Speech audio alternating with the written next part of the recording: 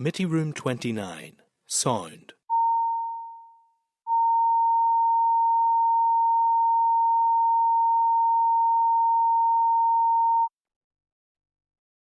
Committee Room 29, Sound.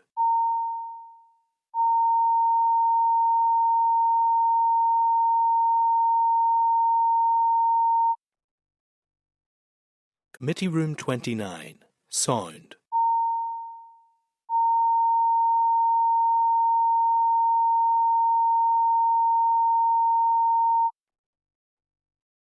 Committee Room 29, Sound.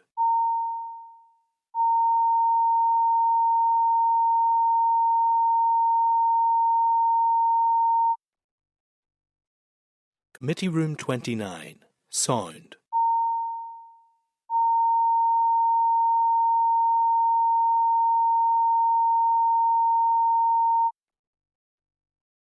Committee Room 29, Sound.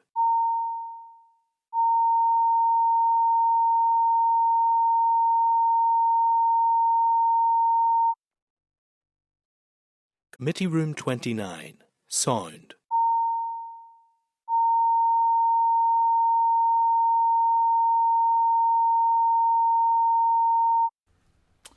I'd like to welcome everyone to the Infrastructure Committee today, and just for those in attendance in the public gallery, you can use mobile devices, however they should not be used for either taking photographs or video of the proceedings. I'll just give a summary of what we're going to be looking at today, and then I will hand over to the clerk just to summarise what we have been doing since 10 o'clock. This morning we will, and we just have, had some further deliberation on the Water Sustainable Drainage and Flood Management Bill, and that was in closed session. We will shortly receive some oral evidence from the Department for Infrastructure on the committee inquiry on regionally significant planning applications. We will then consider 4 proposals, SL1s for statutory rules which are subject to Assembly procedure, 7 proposals that are not subject to Assembly procedure, and 1 SR that is not subject to Assembly procedure. Michael, do you want to just briefly summarise what we've spent sort of first half an hour doing? Just that members considered a paper from the committee team around the bill, the Water Sustainable Drainage and Flood Management Bill, and considered a number of potential amendments, and agreed that 4 areas of amendment would be drafted by the bill clerk, and these will be shared with the department for comment. Brilliant, thank you. I'll take item 2, which is apologies. Are members aware of any apologies? Nope. Okay, great. Declarations of interest, just to remind members that they are obliged to declare relevant interests. Most members already have done. If there's an item that comes up and in discussion you feel some interest is of relevance, you can declare it at that point. And there is no specific chair's business today at item 4. And at item 5, we have the draft minutes at page 15, the minutes of our meeting on the 27th of May 2026. I just need to seek committee agreement that the minutes are a true and accurate reflection of that meeting, and if so, I will sign the minutes. Are members agreed? Agreed.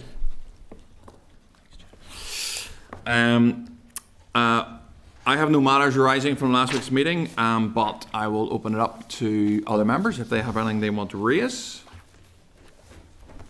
Okay. And then we will go to correspondence. So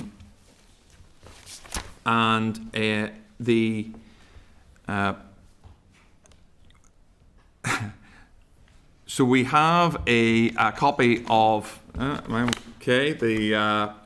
Harbours Bill. The Harbours Bill. Yeah. So we have the Harbours Bill. It's page 3 of the pack. And correspondence from the Minister highlighting her intention to introduce the Harbours Bill or Ports Bill, seeking to amend existing legislation so that the ports can operate in an economically efficient way and to ensure they have the same ability to operate as other ports. And I need do I need to cover anything off on this, Michael? Is that just for information or for discussion? No, it's just that members are aware, and that and that it was supplied to us confidentially. So Share it. I'll ask members not to discuss the detail of the bill, but so that the members are aware, and the committee team will go away and look at a timetable for consideration of that bill in terms of the committee stage. Yeah. Okay. Members happy enough? Intent. Okay. Then we have other core, and that's at page 28.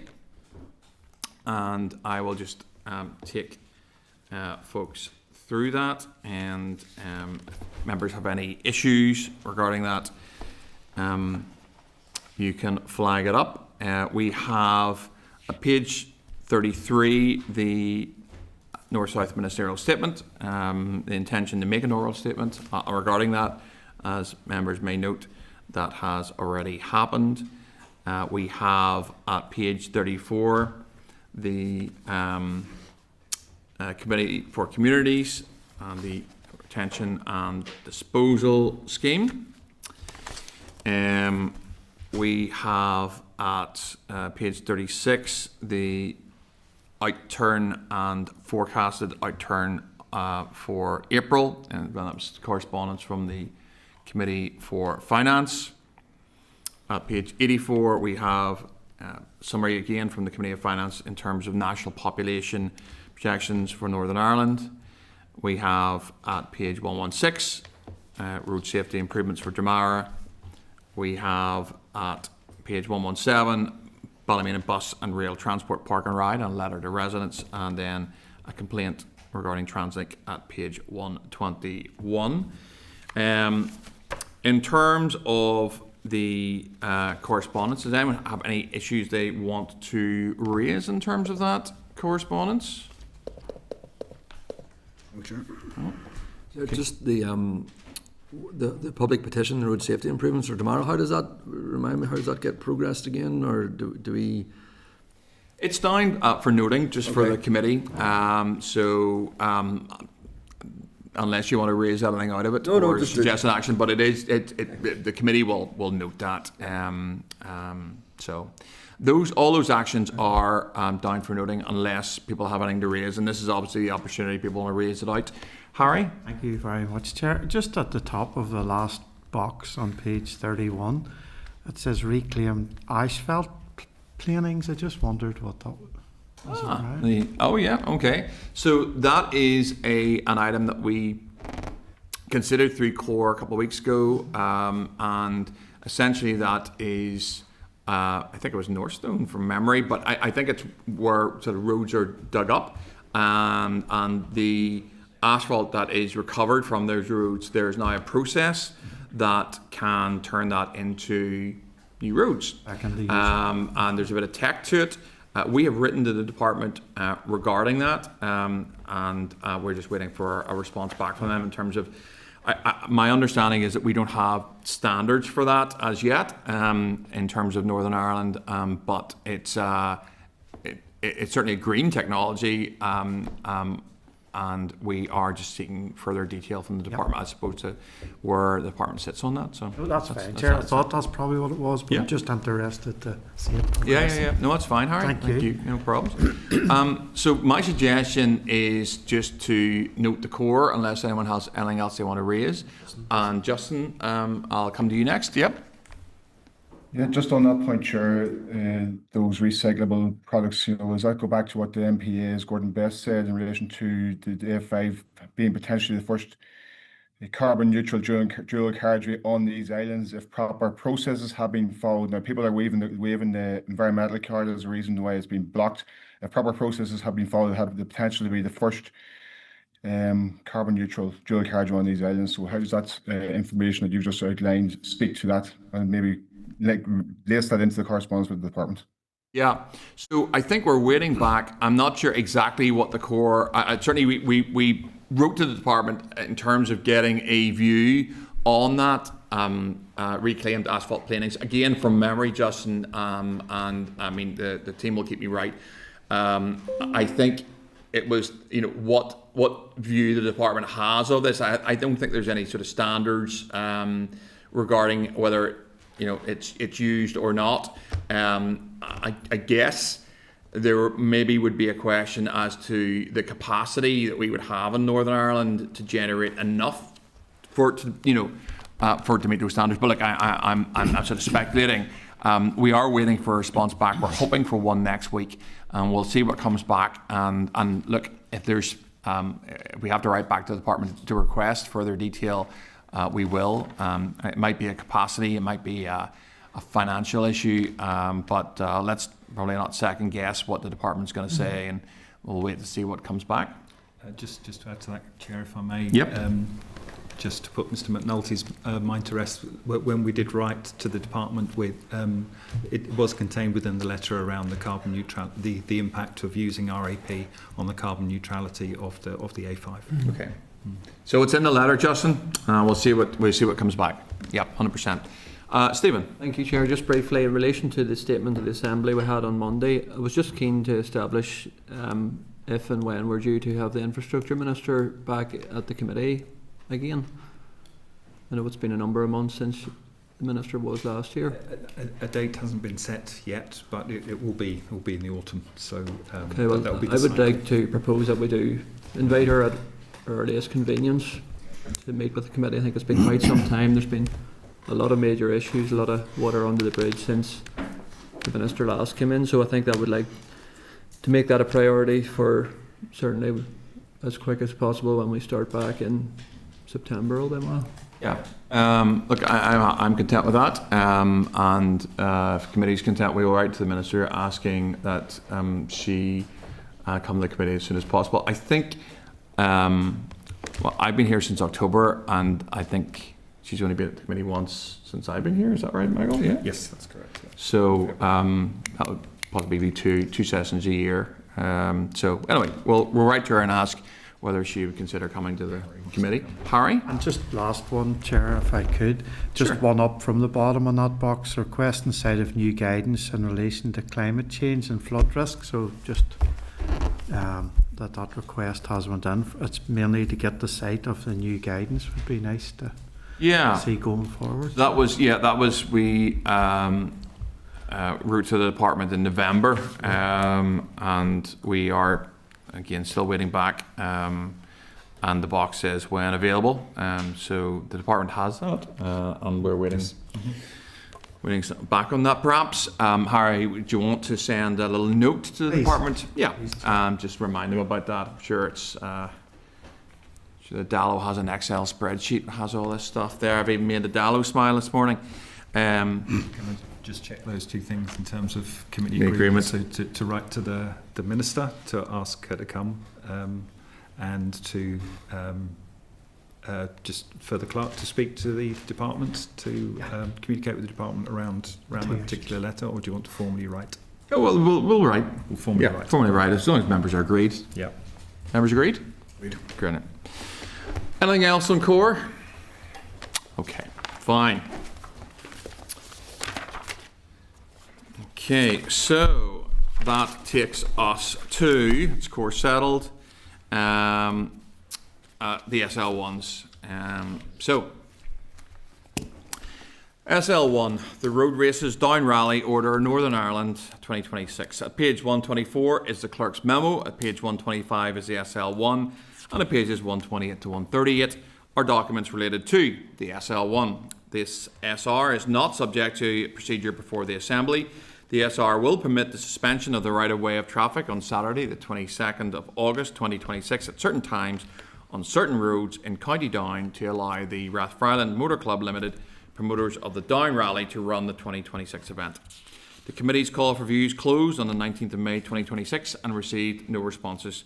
No specific issues have been identified with the SR as drafted. Are members content with the proposal for the statutory rule? Item 9. SL1, the road races Ulster Rally Order Northern Ireland 2026. At page 140 is the clerk's memo, at page 141 is the SL1, and at pages 144 to 160 are documents that relate to the SL1. The SR is not subject to procedure before the Assembly. The SR will permit the suspension of the right-of-way of traffic on the Friday the 7th of August 2026 and Saturday the 8th of August 2026 between specified times and lengths of a number of roads within County Antrim to allow the Northern Ireland Motor Club Limited, promoters of the Ulster Rally, to run the 2026 event. The committee's call for views closed on the 19th of May and received no responses. No specific issues have been identified with the SR as drafted. Are members content with the proposal for the statutory rule? Item 10, SL1, the U7487 Vicarage Road, Portadown Abandonment Order, Northern Ireland 2026. At page 162 is the clerk's memo. At page 163 is the SL1, and at pages 166 to 171 are documents that relate to the SL1. The statutory rule is subject to negative resolution. The rule will abandon an area of 913 square metres of superseded road at U7487 Vicarage Road, Portadown, leading to number 55A. The abandonment has been initiated by the department as the road is no longer necessary for road traffic purposes. The abandonment will regulise the situation on the road. The bed and soil of the area will be abandoned and is owned by a private individual who will take responsibility for the land following the abandonment. The committee's call for views closed on the 19th of May and received no responses. No specific issues have been identified with the statutory rule as drafted. Are members content with the proposal for the statutory rule? Content. Item 11, SL1, the Road Races Garran Point Hill Climb Order, Northern Ireland 2026. Formal consideration. At page 173 is the clerk's memo. At page 174 is the SL1, and at pages 177 to 182 are documents that relate to the SL1. The proposed rule is not subject to assembly procedure.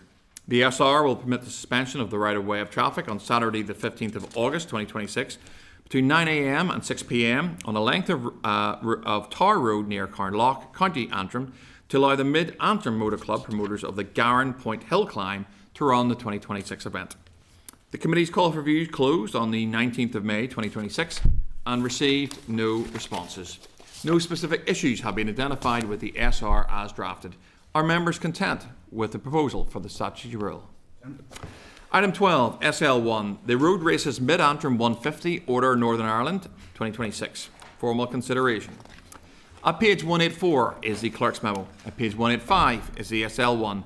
And at pages 188 to 193 are documents that relate to the SL1. The proposed statutory rule is not subject to assembly procedure. The SR will permit the suspension of the right-of-way of traffic on Friday the 31st of July 2026 between 8 a.m. and 9 p.m. and on Saturday the 1st of August 2026 between 7 a.m. and 7 p.m. on lengths of a number of roads in and around Clough, County Antrim, to allow the Mid-Antrim 150 Club Limited, promoters of the Antrim 150, to run the 2026 event. The committee's call for views closed on the 19th of May 2026 and received no responses. No specific issues have been identified with the SR as drafted. Are members content with the proposal for the statutory rule? Item 13 is SL1, the Upper Dunmurry Lane, Belfast Abandonment Order, Northern Ireland 2026. Initial consideration. Page 195 is the clerk's memo. Page 196 is the SL1. And at pages 199 to 204 are documents that relate to the SL1. The SR is subject to negative resolution. The rule will abandon an area of 193.4 square metres of road leading to numbers 141 to 147 Upper Dunmurry Lane, Belfast, commencing at a point 85 metres southwest of its junction with Cluna Park, extending to a distance of 25 metres in a northeasterly direction. The abandonment has been requested by Apple Orchard Construction to facilitate redevelopment of the area. The bed and soil of the area to be abandoned is owned by the Department for Infrastructure, and following the abandonment, the land will be disposed of and incorporated into a new development. I need to seek committee agreement to note receipt of the SL1 and the proposed SR, which will be published as part of a call for views. I need committee agreement that the SL1 will be considered at our meeting on the 1st of July 2026, and committee to indicate that they are content that a briefing from officials is not required at this stage. Are committee content? Content. Item 14, SL1, the Traffic Weight Restriction Amendment Order, Northern Ireland 2026. At page 205 is the clerk's memo. At page 207 is the SL1, and at pages 210 to 213 are documents that relate to the SL1. The SR is not subject to procedure before the Assembly. The proposed rule will prohibit vehicles weighing in excess of 7.5 tonnes from using Craig Arrogan Road, Mollusk. The prohibition is being introduced as information signs currently displayed declaring the road unsuitable for HGVs are being ignored, making it necessary to legally formalise the weight restriction. Vehicles are accepted from the prohibition in certain circumstances. I need to seek committee agreement to note the receipt of the SL1 and the proposed SR, which will be published as part of a call for views. To agree that the SL1 will be considered at our meeting on the 1st of July 2026 and indicate that the committee are currently content that a briefing from officials is not required at this stage. Are committee content? Item 15, SL1, the Mayfield High Street Newton Abbey Abandonment Order, Northern Ireland 2026. At page 215 is the clerk's memo. Page 216 is the SL1, and at pages 219 to 220 are documents that relate to the SL1. The SR is subject to negative resolution. The rule will abandon an area of 32 square metres of road and footway at Mayfield High Street, Newton Abbey. The proposal has been requested by South Bank Square Limited, which owns the bed and soil of the area of the land in question. The abandonment of this road and footway will permit a change to the layout within a housing development. I need to seek committee agreement to the receipt of the SL1 and the proposed SR, which will be published as part of a call for views. I need to seek committee agreement that the SL1 will be considered at our meeting on the 1st of July 2026, and for committee to indicate that they are content that a briefing from officials is not required at this stage. Are committee content? Item 16, SL1, the Bradford Square Belfast Abandonment Order, Northern Ireland 2026. At page 224 is the clerk's memo. At page 225 is the SL1, and at pages 228 to 233 are documents that relate to that SL1. The SR is subject to negative resolution. The rule will abandon an area of 49.331 square metres of Bradford Street, Belfast, commencing at its junction with Tomb Street and extending for a distance of 7.52 metres in an easterly direction. The abandonment has been requested by Belfast Harbour Commissioners to remove public rights of way as this portion of the road no longer exists. The bed and soil of the area to be abandoned is owned by the Department for Infrastructure and Belfast Harbour Commissioners. The area has already been incorporated within a multi-storey car park, and following the abandonment, the DFI land will be disposed of to Belfast Harbour Commissioners. I need to seek committee agreement to note receipt of the SL1 and the proposed SR, which will be published as part of a call for views, to agree that the SL1 will be considered at our meeting of the 1st of July 2026, and to indicate the committee are content that a briefing from officials is not required at this stage. Are committee content? Item 17, SL1, the Bankmore Street Belfast Abandonment Order, Northern Ireland 2026, initial consideration. At page 235 is the clerk's memo. At page 236 is the SL1, and at pages 239 to 242 are documents that relate to the SL1. The SR is subject to negative resolution. The rule will abandon 2 areas of former road and footway at Bankmore Street, Belfast, contained within the car park at Charlotte Street, Belfast, totalling 509 square metres. The proposal has been requested by the Department for Infrastructure to facilitate the transfer of land to Belfast City Council, who are owners of the bed and soil.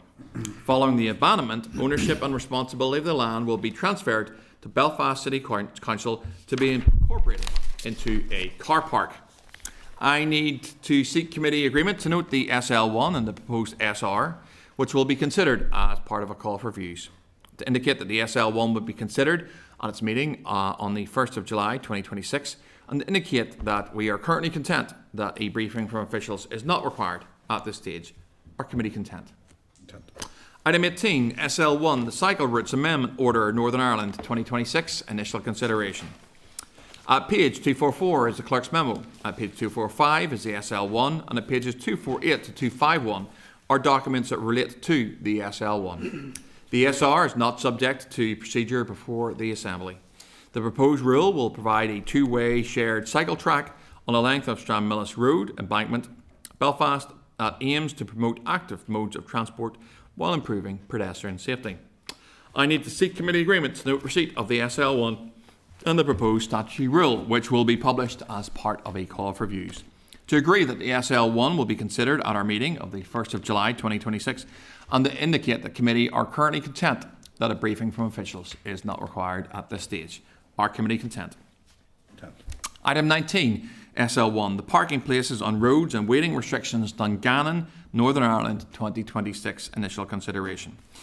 At page 253 is the clerk's memo. At page 254 is the SL1, and at pages 257 to 274 are documents that relate to the SL1. The statutory rule is not subject to procedure before the Assembly.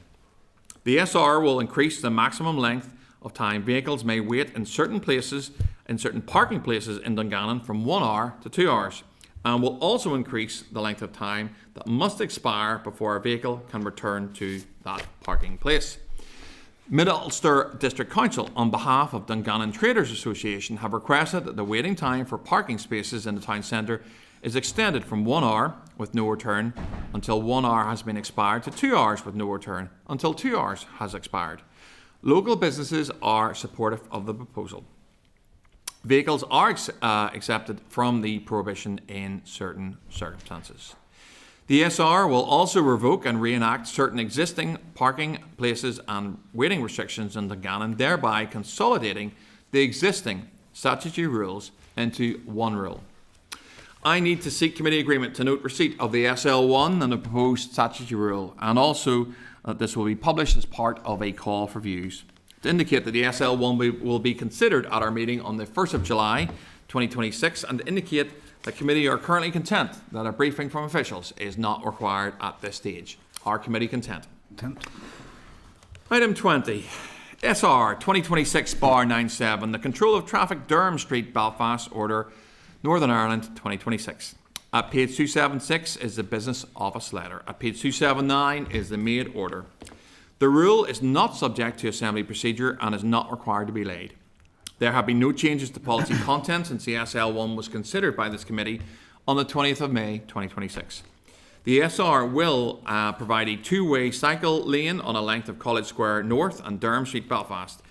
It will provide a shared footpath cycle track on a length of College Square North and lengths of Albert Street and Durham Street, Belfast. It will prohibit vehicles waiting at any time, loading and unloading not permitting on lengths of College Square North and Durham Street, Belfast, and revoke certain existing provisions for cycle lanes and cycle tracks, and no waiting at any time prohibitions on College Square North and Durham Street, Belfast. Are members content with the statutory rule? Outstanding. Item 21 is our planning review, and committee will now take some oral evidence from the Department for Infrastructure. At page 281 is the clerk's memo. At pages 284 to 290 are further responses received, and as we wait for the officials to arrive, we will take a short pause.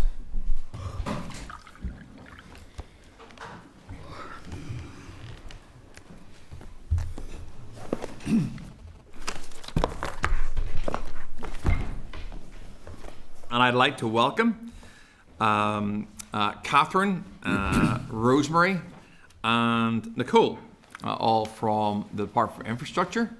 And I just need, in the first instance, to seek agreement that this evidence is recorded by Hansard. Our committee agreed. Agreed. Okay. In that case, I can invite the officials to make an opening statement. As you will no doubt be aware, the committee is currently undergoing a planning inquiry, and we're at the final stages of that. So we're very thankful that you have come along to give us some evidence around this. Catherine, I'm probably going to look at you. You have up to 10 minutes to make an opening statement, and then you will expect some questions from members of the committee. So over to you. Thank you, Chair. Good morning, Chair and members. Thank you for the opportunity to join you today. For those of you that don't know me, I know being introduced, I'm Catherine McFerrin, and I'm the Director of Regional Planning Policy and Casework. And to my left is Rosemary Daly, who's the Chief Planner and Director of Regional Planning Governance and Legislation. And to my right is Nicole Thompson, who is a Principal Planning Officer and is one of the principal officers who leads the regionally significant team who process regionally significant planning applications. So I'm aware that the committee has already engaged with key stakeholders and invited views in the processing of planning applications for regionally significant applications.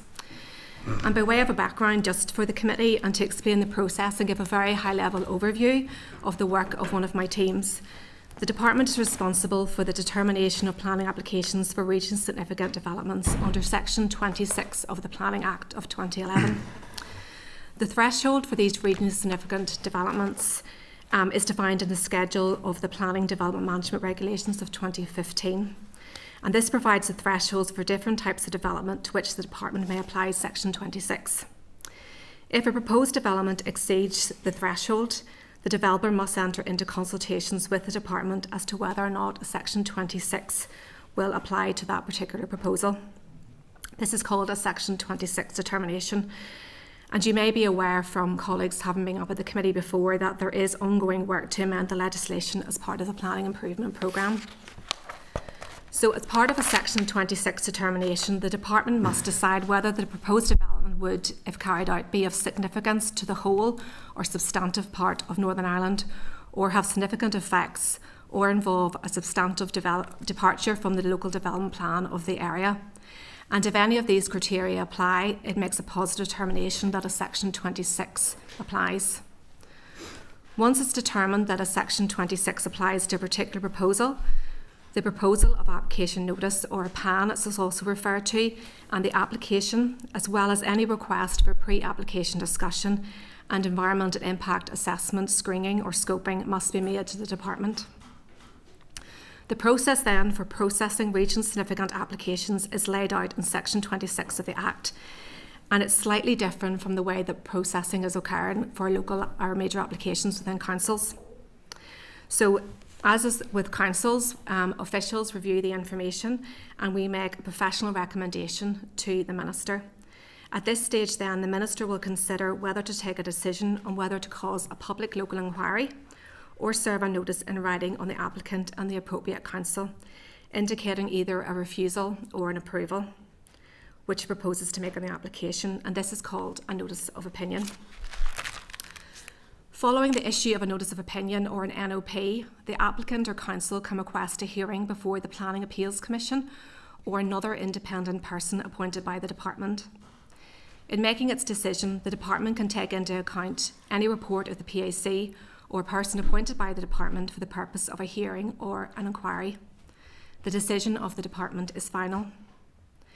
It is a target of the department to contribute to sustainable economic growth by processing regionally significant planning applications from date valid to ministerial recommendation of withdrawal within an average of 30 weeks. Many of these applications are also environmental impact assessment developments and are subject to additional requirements under the Planning EIA Regulations of 2017. The department has taken 28 decisions on Section 26 applications since 2015, and we're currently processing 9 applications. These are unusual applications.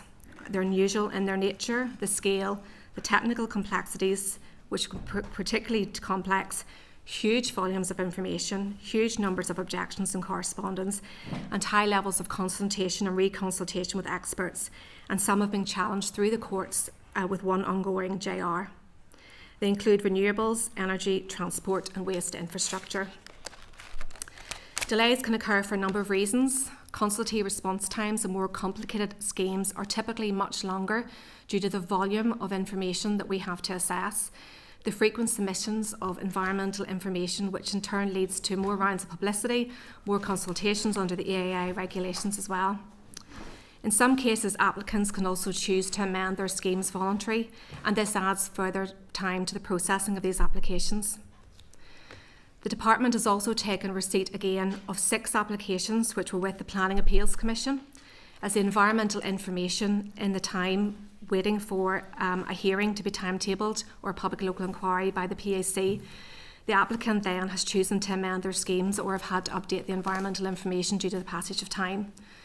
These 6 applications are now back with my team within the department, and we are reprocessing them again. I want to stress to you, Chair, and also to the committee that the Department is committed to processing applications as quickly as possible to ensure the investment in regionally significant projects are not lost or delayed, and to ensure that our planning system operates in an efficient and effective way. It is very important that all parties, applicants, agents, local community, investors and interested parties who are opposed to development have certainty in the system. The Department continues to work with stakeholders to improve current processes and the performance and delivery of our planning system. Steps have already been taken to increase staffing and work with stakeholders to increase the efficiency and effectiveness of the system, and this includes regionally significant applications. The Department is also advancing the appointment of persons under existing powers in the Planning Act of 2011, and this will allow the Department to appoint independent inspectors to carry out, hear and report functions in appropriate cases as another option in addition to the Planning Appeals Commission. This is part of a wider body of work that the Minister is committed to through the Planning Improvement Programme in collaboration with councils to identify measures to improve the effectiveness and efficiency of the planning system. Thank you for giving me the opportunity today to outline a very high-level overview, and as officials we're very happy to answer your questions today and want to engage in your review, and we are very happy also to provide additional written briefing if necessary. That's great. Thank you very much, Catherine. I suspect there will be a few questions. That was very useful. Perhaps you could send that that briefing through to the committee. There's certainly interesting information on it. I will start and have a few questions, but that was very helpful for me. Just for clarity, Catherine, to start off with, you mentioned 9 that were currently sitting in DFI, and then you mentioned another figure of 6. Mm-hmm. Is that 6 in addition to the 9, or is that 6 part of the 9? No, that's in addition to or is that 6 is part of the 9? 6 is part of the 9, yeah. Okay. So you had 3 and you've now got an additional 6, which makes a 9. Yes, but that's one work stream, Chair, so this is just region significant applications. The Yep. team also does with other work. Yeah, no, I get that, just on the region significant. Okay, that's fine. Just for just again, just picking up from your relevance because I have some other questions. But you mentioned the departmental target of 30 weeks for the regionally significant. Is that right? Yeah. Okay. So do you have an average time frame for processing of regionally significant, say over the last, I don't know, 5 years or whatever metric you wanna sort of pick? What would the average, if 30 weeks is the target, what would the average be? So you'll be aware that the Northern Ireland Audit Office did a review recently, and there are statistics in that. So the average processing time since 2020 ranges from about 215 to 362 weeks. Although, as I say, this figure is skewed because of the complexities of these applications. You just said weeks there, didn't you? Give me those figures again, Catherine. 215 to 362 weeks. 215 to 362. Yeah. Okay. It would be fair to say that the figures that you just gave me, the department is a little bit outside what the target for the department would be. Okay. Yeah, and again, Chair, there are a number of reasons for that. So can I just maybe use one example of something that we had? So there was an application that was with the PAC for 2 years and 9 months of that. So there are a lot of factors that are outside our control. That's only one example. Obviously, the length of time that it sometimes takes for us to get consultation responses as well. And as I say, there was another example of an application where we had to ask for further environmental information on 4 different occasions, and the applicant chose to amend their scheme twice as well. And every time that happens, Chair, we have to look at the information, upload the information, review the information, go back out to consultation again. So there's an awful lot that we actually can't control. Look, we don't roast officials at this committee, okay? We scrutinise, so I do understand that there are a whole range of reasons. I mean, and I'm not going to dwell on it, and from my perspective, that target of 30 weeks and that number of 215 to 362, I mean, I suppose any reasonable person, and I understand there are a whole range of reasons for that, and some of those are procedural and they're not of your making. I get all that, but I suppose somebody looking in would go, that's a bit nuts in terms of targets. And I suppose, while it's not dwelling on the numbers, I suppose there's two things I would take from that, and I'll ask you to comment on them. The first is around the reasons for it, and you cited one there, and the complexity of our system, which in my view is simply not fit for purpose. It's not even nearly, our planning system is not even nearly fit for purpose. And I'll come on to that a little bit more. But it's what you just described, Catherine, that the system is so archaic and so heavily driven by consultee responses and re-responses and reconsultation and so on, that my fear, and the reason this committee is doing this, and I hear this weekly, is investors in Northern Ireland who want to place businesses here are going, why would we? Why would we? Because we can go to the south where they have some new planning legislation, or they can go to GB where they have new planning legislation. And it's worth just highlighting to the department, and I'm sure you guys are aware of this, that is my fear, and I'm sure it's a fear of other members of this committee, that the system is creaking so badly that it is discouraging FDI and discouraging people in some of the sectors that you mentioned of locating businesses here. And that means we're not getting the construction jobs, and we're not getting the jobs that follow through. And I'm sure, I don't know if you'd accept that, or you would recognise that. Maybe I should ask that question. I mean, is that something you recognise? There's a few things there, Chair, if you let me work No, through. go ahead.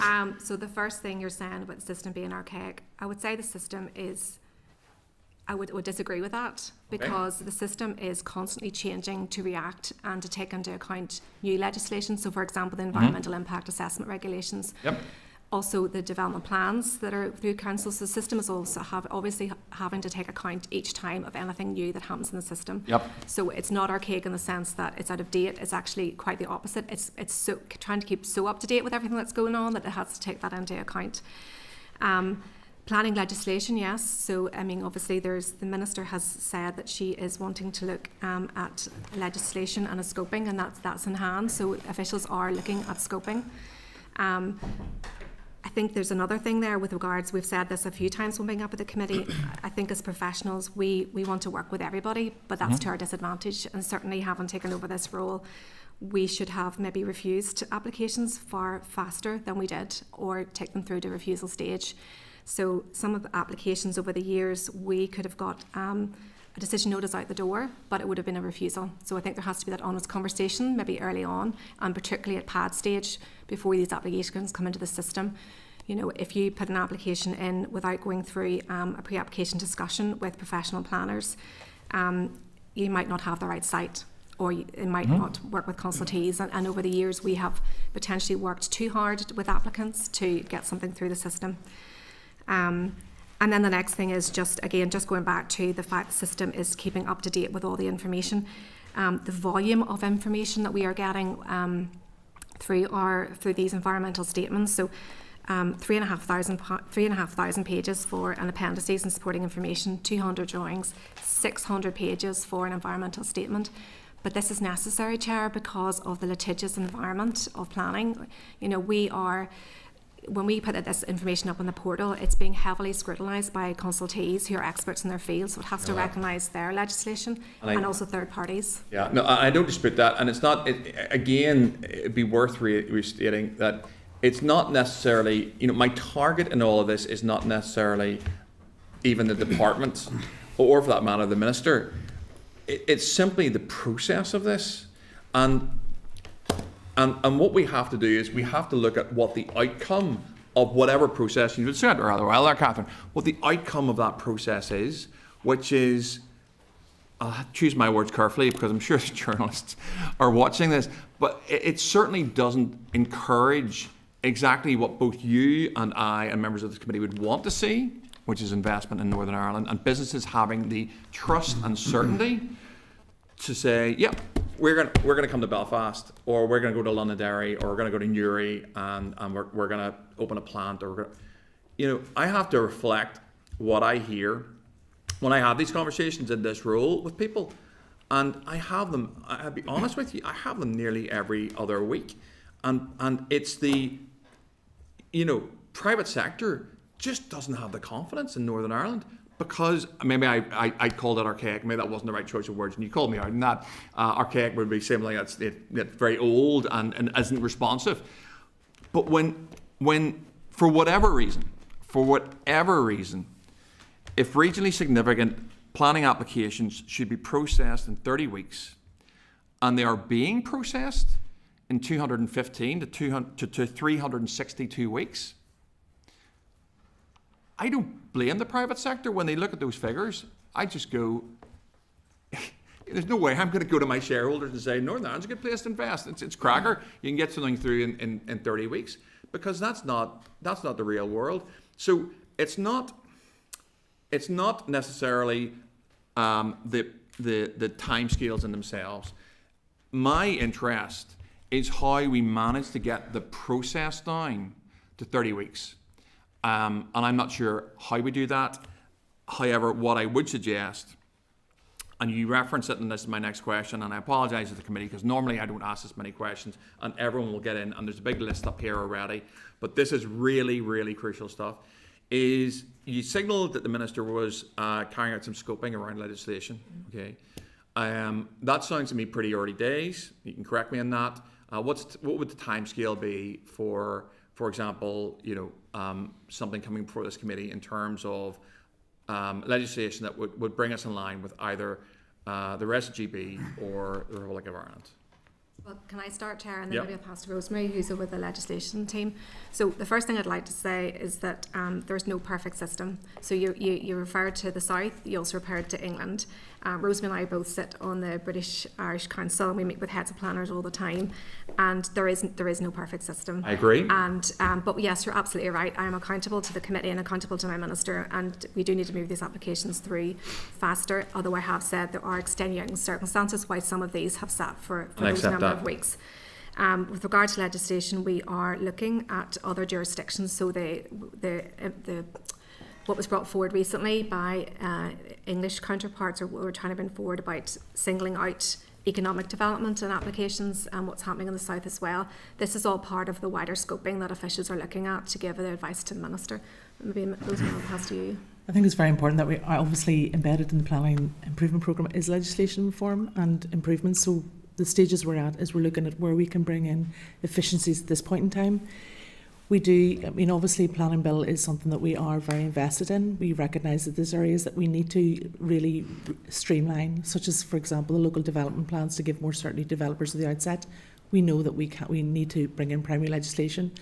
So we, as Catherine said, we have recently recruited and we're hoping to bring in resources to do that, and we may need more resources. So if the Infrastructure Committee can help in any way with that, please do. Just to go back on a few points, Peter, our Chair, everybody has a role to play here, and what Catherine has set out in terms of the timescales, if you can imagine something goes into the system and it's like the system is trying to go along and catch up all the time. So an application goes in, the application comes out is very different as to what the proposal is very different. So the system's always trying to catch up. There's one example of one target that was met, and that was because a lot of work was done outside with the department in terms of meeting that. That is how it should work. You should have all your issues all sorted before they go into the system, and if they can't be sorted, then there's a question to be asked. So what we have is a very facilitating MOT system that will put anything in. We know it'll go through the process. We'll know that it'll have to be amended. We know there's further environmental information needed. We know there's more consultations needed. It's confusing also. We have to also not represent the developers here, but we represent the public interest as well. So it's very important that we do carry out due process, because when it comes to judicial review, that's where we will get the challenges. So that's why we're cautious, and we have to take our time to do the thing right. Otherwise, even for a developer, to get your permission and then it's challenged to put you back to square one. I understand it, no returns. So we get all of that. In terms of your question around the review of plan legislation, this is something that we're very much starting to line up. We know and recognise that there's areas we really need to fix, and we want to do that. What we're afraid of is a fundamental reform of what we have, because there's things in the system, believe it or not, are working quite well. You know, the local accountability is a really good piece. Councils making the local development plans is very important. You know, political interest is very important, and that's something our system wasn't used to. So we're very keen that when we look at this, it's a very focused review of things that need to be fixed and things that can be streamlined. It's not hearsay. It's not. And I've seen some of your comments about that. It's a serious thing that we're very committed to it. We do, as Catherine say, work with other jurisdictions. We like some of the models that we see. But obviously we have to make the model that is suitable for Northern Ireland, and unfortunately these things do take time. Just on legislation, we're about to issue another consultation on the development management regulations, and that is, you'll be aware of that, is the second stage of the development management regulations, which actually looks at the thresholds. And what has been indicated to us from the first consultation is that more of these applications should be major applications, rather than regionally significant? Yes. So Okay. your thresholds possibly will come up. So for example, some of the renewable energy projects that are sitting with the department would probably not end up as regionally significant. And as you're aware, major applications are performing better in the system, so therefore they should fall in that category. So that's what we're hopeful, and that should hopefully be within the next few months. The consultation, we've a final focus consultation because we have the legislation now drafted. And rather than getting it wrong and getting criticised for it, we're doing a consultation with the view that we'll be making that legislation as soon as possible. Okay, so you use the phrase as soon as possible. It always pricks my ears up as a chair. What's the time scale or guesstimate on that? Because I agree with you. I mean, that is something that could be looked at because, actually the major applications at a council level are performing better. And I think what we want to do is try and rip as many of the ones out of this as we can and place them in that category. So what are the timescales around that? We're hoping, hopefully, it's all not within my control. Obviously, this is Minister says, so it's also you will have the opportunity to look at it as well. But we would like to be making that late autumn if possible, even putting the recommendation up at that stage. You know, following a very quick 8-week consultation over the summer period just to gather. And this is really, we have already undertaken a consultation. We have actually carried out really, really beneficial workshops with a lot of stakeholders last October. We're now in a position where we've re-looked at the thresholds and the schedule within the thresholds to set those out, and now we have those finalised. So it really is about getting it right, because there's some things come through in the consultations, but getting it right and getting it fit for purpose and giving people the proper opportunity to comment on it. Okay. Look, I accept that, and as I said, process is important, but it is clearly my view we're over process. If we are getting those sort of figures, we are over. Something is wrong in the system, not necessarily within DFI, not necessarily within the areas of work that you do, but there is something wrong, and my concern is the impact of that in terms of Northern Ireland, its viability, its competitiveness, its ability to deliver infrastructure in a timely and effective way. I'm probably going to shut up now because there's a very long list there. I've got one more question at this point. There's 9 currently in the system. Catherine, in your opening statement, you referenced, and I tried to scribble it down, but I didn't quite get it.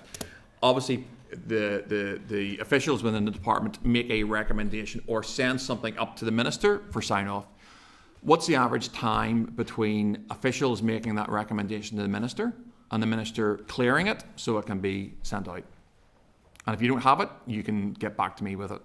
I don't have that, Chair, Okay. but can I just say that it's, again, it'll be a case-by-case basis. Some of these applications, the Minister would require more time, and then meetings with officials to inform Okay. her. Would you be willing to provide, you know what I'm asking here? What you're asking, Chair. Okay. I will speak to the Minister's private office. Okay, that's great. That's fine. Clerk's writing that one down. Right, okay. John.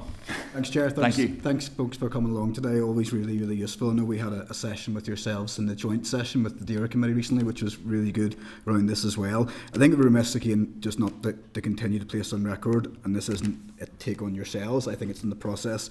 There are undoubtedly businesses and investors who are basically looking at Northern Ireland as a no-go zone for investing, and that is sad because they look at the process and they just think it's so overwhelmingly burdensome and costly that there are better ways to get bang for their buck elsewhere. I have people come and tell me that. The Chair has alluded to that as well. We hear that regularly. I'm sure you do as well. And those that have managed to have the tenacity and the bravery to stay in the system, we see that in 2022-2023, regionally significant applications were on average 362 weeks, which is over 10 times the statutory time period of 30 weeks. So my first question was, at some stage somebody somewhere thought that 30 weeks was achievable, and then it hit 10 times that. So what would it take? And I know, Catherine, you said there's no perfect system, but if we were to say, if you were designing that almost perfect system tomorrow, what would it take to get back to 30 weeks or anywhere close to that? If you could say clean slate, totally, a system that delivers almost for everybody, for objector and applicant and for Northern Ireland PLC, what does that system look like when you take all the things that go well elsewhere? Right. There's a few things there. So crack on. You've got the floor. Work my way around. So the first, you use the word bravery. I wouldn't say people are brave investing in Northern Ireland. I would say it's need tenacity, though. They do need tenacity. I would say we welcome all investment in Northern Ireland, no matter what that is, and regionally significant applications. When they come into any planning in the councils, but I can only speak for the team, they are processed by a really high-performing professional team in the sense of they're of professional planners. So I've said to the Chair, there are certain things that they can't control, but they're getting a service through professional planners who, looking at Nicole here, who are excellent in what they do. The other thing I'd say is speak to Rosemary and I, speak to me. These people that are not wanting to invest, please come and speak to me. As a director, I have had. Leave us your number at the end, Catherine, and we will take you up on that, mobile, if that's okay. No, absolutely. I have Rosemary and I was being in a position for years. I've been in for a year. We have an open door policy. We will speak, and we are constantly meeting with people, investors, because we want to work with them, particularly at this pad stage, because we want to be able to say to them, this isn't going to work for you, or this isn't going to work for your company, or if you do certain things or front load the system, this is how we could potentially work with you in this. The other thing I was going to say is that we have had 2 new region significant applications in the last wee while. So we are getting people that are investing, and as I said, so that's really encouraging. They are wanting to work with us. With regards to the 30 weeks then, I don't know where this has come from, I'll be honest with you. It's something that we have wondered, Nicole, it was pulled out of the sky, presumably? I don't know where it's come from. Okay. I think it was probably looking at, other applications and then thinking, well, they're more complex, so we will put this figure in. Okay. It is something that we're absolutely going to look at. It will require us of almost plotting from validation right through the different stages, and then bearing in mind, what it takes for a consultation, what it takes for, how many types of further environment information on average we'll get through. So it's something I can't give you a figure on, but it is something that we'll work with Rosemary's side potentially when we're looking at scoping that. And then the other thing, at the end of the process, then our minister was successful in the £3 million for the transformational bid. So at the back end of the process, then for the public local inquiries and hearings, we then have this additional resource then, so that we won't have a situation where things are sitting waiting for them to be timetabled if they go to public local inquiry or a hearing. So maybe just to even add that there is a balance to be made between timeliness and getting the decision. And I mean, whilst there is delay, 9 times out of 10 these people get the decision they want. And that's where we're trying to fix these applications in the system. We take a lot of flack from the public.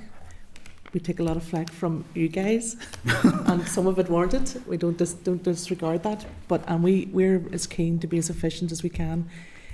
You could have a system where you put the application in and it's just refused. If that's what we want to move to, we could look at that. I mean, obviously developers want certainty, but the cost of preparing an application, the time that it's taken, the consultation and the work that's done, I don't think that's what developers want. I think they try to invest where they think things are possible. Sometimes that decision isn't right. Some of the applications that are put in, there just would never be a runner, which is why they take so long to fix in the system. They amend the scheme, they try to overcome any of the issues that are identified. So it's really getting the balance between actually just refusing it or trying to work with the developers. And that's one thing about our system. If you look across to the south, it is an 8-week period, and it's either yes or a no, and that's it. So it's not, and there's just different, there's, as Catherine said, there's no perfect system, and every system has benefits, and every system has things that are not just as effective, but it's getting that balance. And one of the other areas in the plan improvement is looking at performance, and what is performance and how we should measure that. Is it about timelines? Is it about outcomes? And this is an area we're very keen to work with councils, and obviously the department's casework team as well. Can we show better tangible benefits of the planning system? Is it the delivery of, housing applications, renewable energy projects, or is it just we're very focused all the time on the timescale? So it's something we're very keen that we maybe should be more reflective of what we can, and in that way support investors in this region. You want to come in, Chair? Sort of. Just to say, I think investors want certainty. Yeah. I think that is a problem, and John raised it, well in his question to you. See, what they want is they want a system whereby they will get a decision. And I hear completely what you're saying, Rosemary. You're trying to get that application to a point of successful, where it's accepted. However, the timescales that we are talking about, it just leaves investors and some of that FDI stuff that we want in Northern Ireland. They're just sort of shaking their heads and saying, we cannot go through this. And just picking up on what John said, that's where they're at. And it's not just, again, to be clear about this, from my perspective, it's not about necessarily DFI. It's about what the system looks like that you guys are working within. That is actually the problem. Catherine, how many pages of evidence on that environmental assessment did you have? That was one, so the annexes alone with 3,500. Yeah, you know what? That is just crazy. And I accept the core of public consultation, that people have to be made aware of this, people have to have the opportunity to support or reject or whatever. But when you're talking about those sort of numbers, even that in itself, we're looking for a reason why some of these things take 362 weeks. It's not a fit for purpose system, and that's my concern. Sorry, John. No, Chair. Just to come back to your points. First of all, any flack certainly doesn't come from me. It's never personal. I think you do a great job within a failed system. I don't think the system is fit for purpose. I genuinely believe that. You are hamstrung by a system, as are the applicants and objectors and everybody. Yep. I have spoken to a chief executive of an international company that's invested in every country in Europe, and they've told me without doubt Northern Ireland is the second most frustrating system they deal with. Now, like a coiled spring to come in. That's why we are looking at the legislation very serious. It's not just a scope. It's we know we need to get to that. Yes. We know to help the system, to encourage investors, and we do want to facilitate. I think that's actually a real helpful thing in our system, but unfortunately it comes at the expense of a lot of criticism around delay. It is about, one thing I know from talking to councils and even the department, we do engage quite regularly with developers. We try and give them as much certainty as we can. Unfortunately, we can't control the amount of information that someone submits. That's entirely a matter for them. And, you can't say, well, don't put that report in and then refuse their permission because they didn't get a chance to explain that. But you're absolutely right. It has become so cumbersome and complicated. And we have to also think about the public, the people on the ground who have to understand why a decision is made, and if the decision is made on some technical information. So I do believe what you're saying is, I absolutely agree that it needs to be streamlined and simplified, much easier.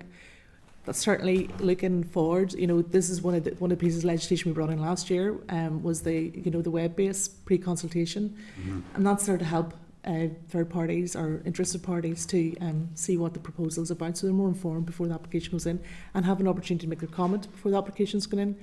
Validation checklist is another measure. I know everyone rolls their eyes, but it is, and it is actually showing that it's starting to work, that people know what you submit, and if you have the validation, if you're going to put that application, this is what we need. We don't need anything more than what we've said there, so that should help. I think even working together with the private sector, it's not leaving, it's getting them, because it's in their interest as well, to get things fast tracked through the system. So it's not sort of, we're looking at this in the horizon. We are very much invested in looking at reform, and that includes even looking at our policies around the RDS and all of that. It's not just the legislation, it's a wider piece.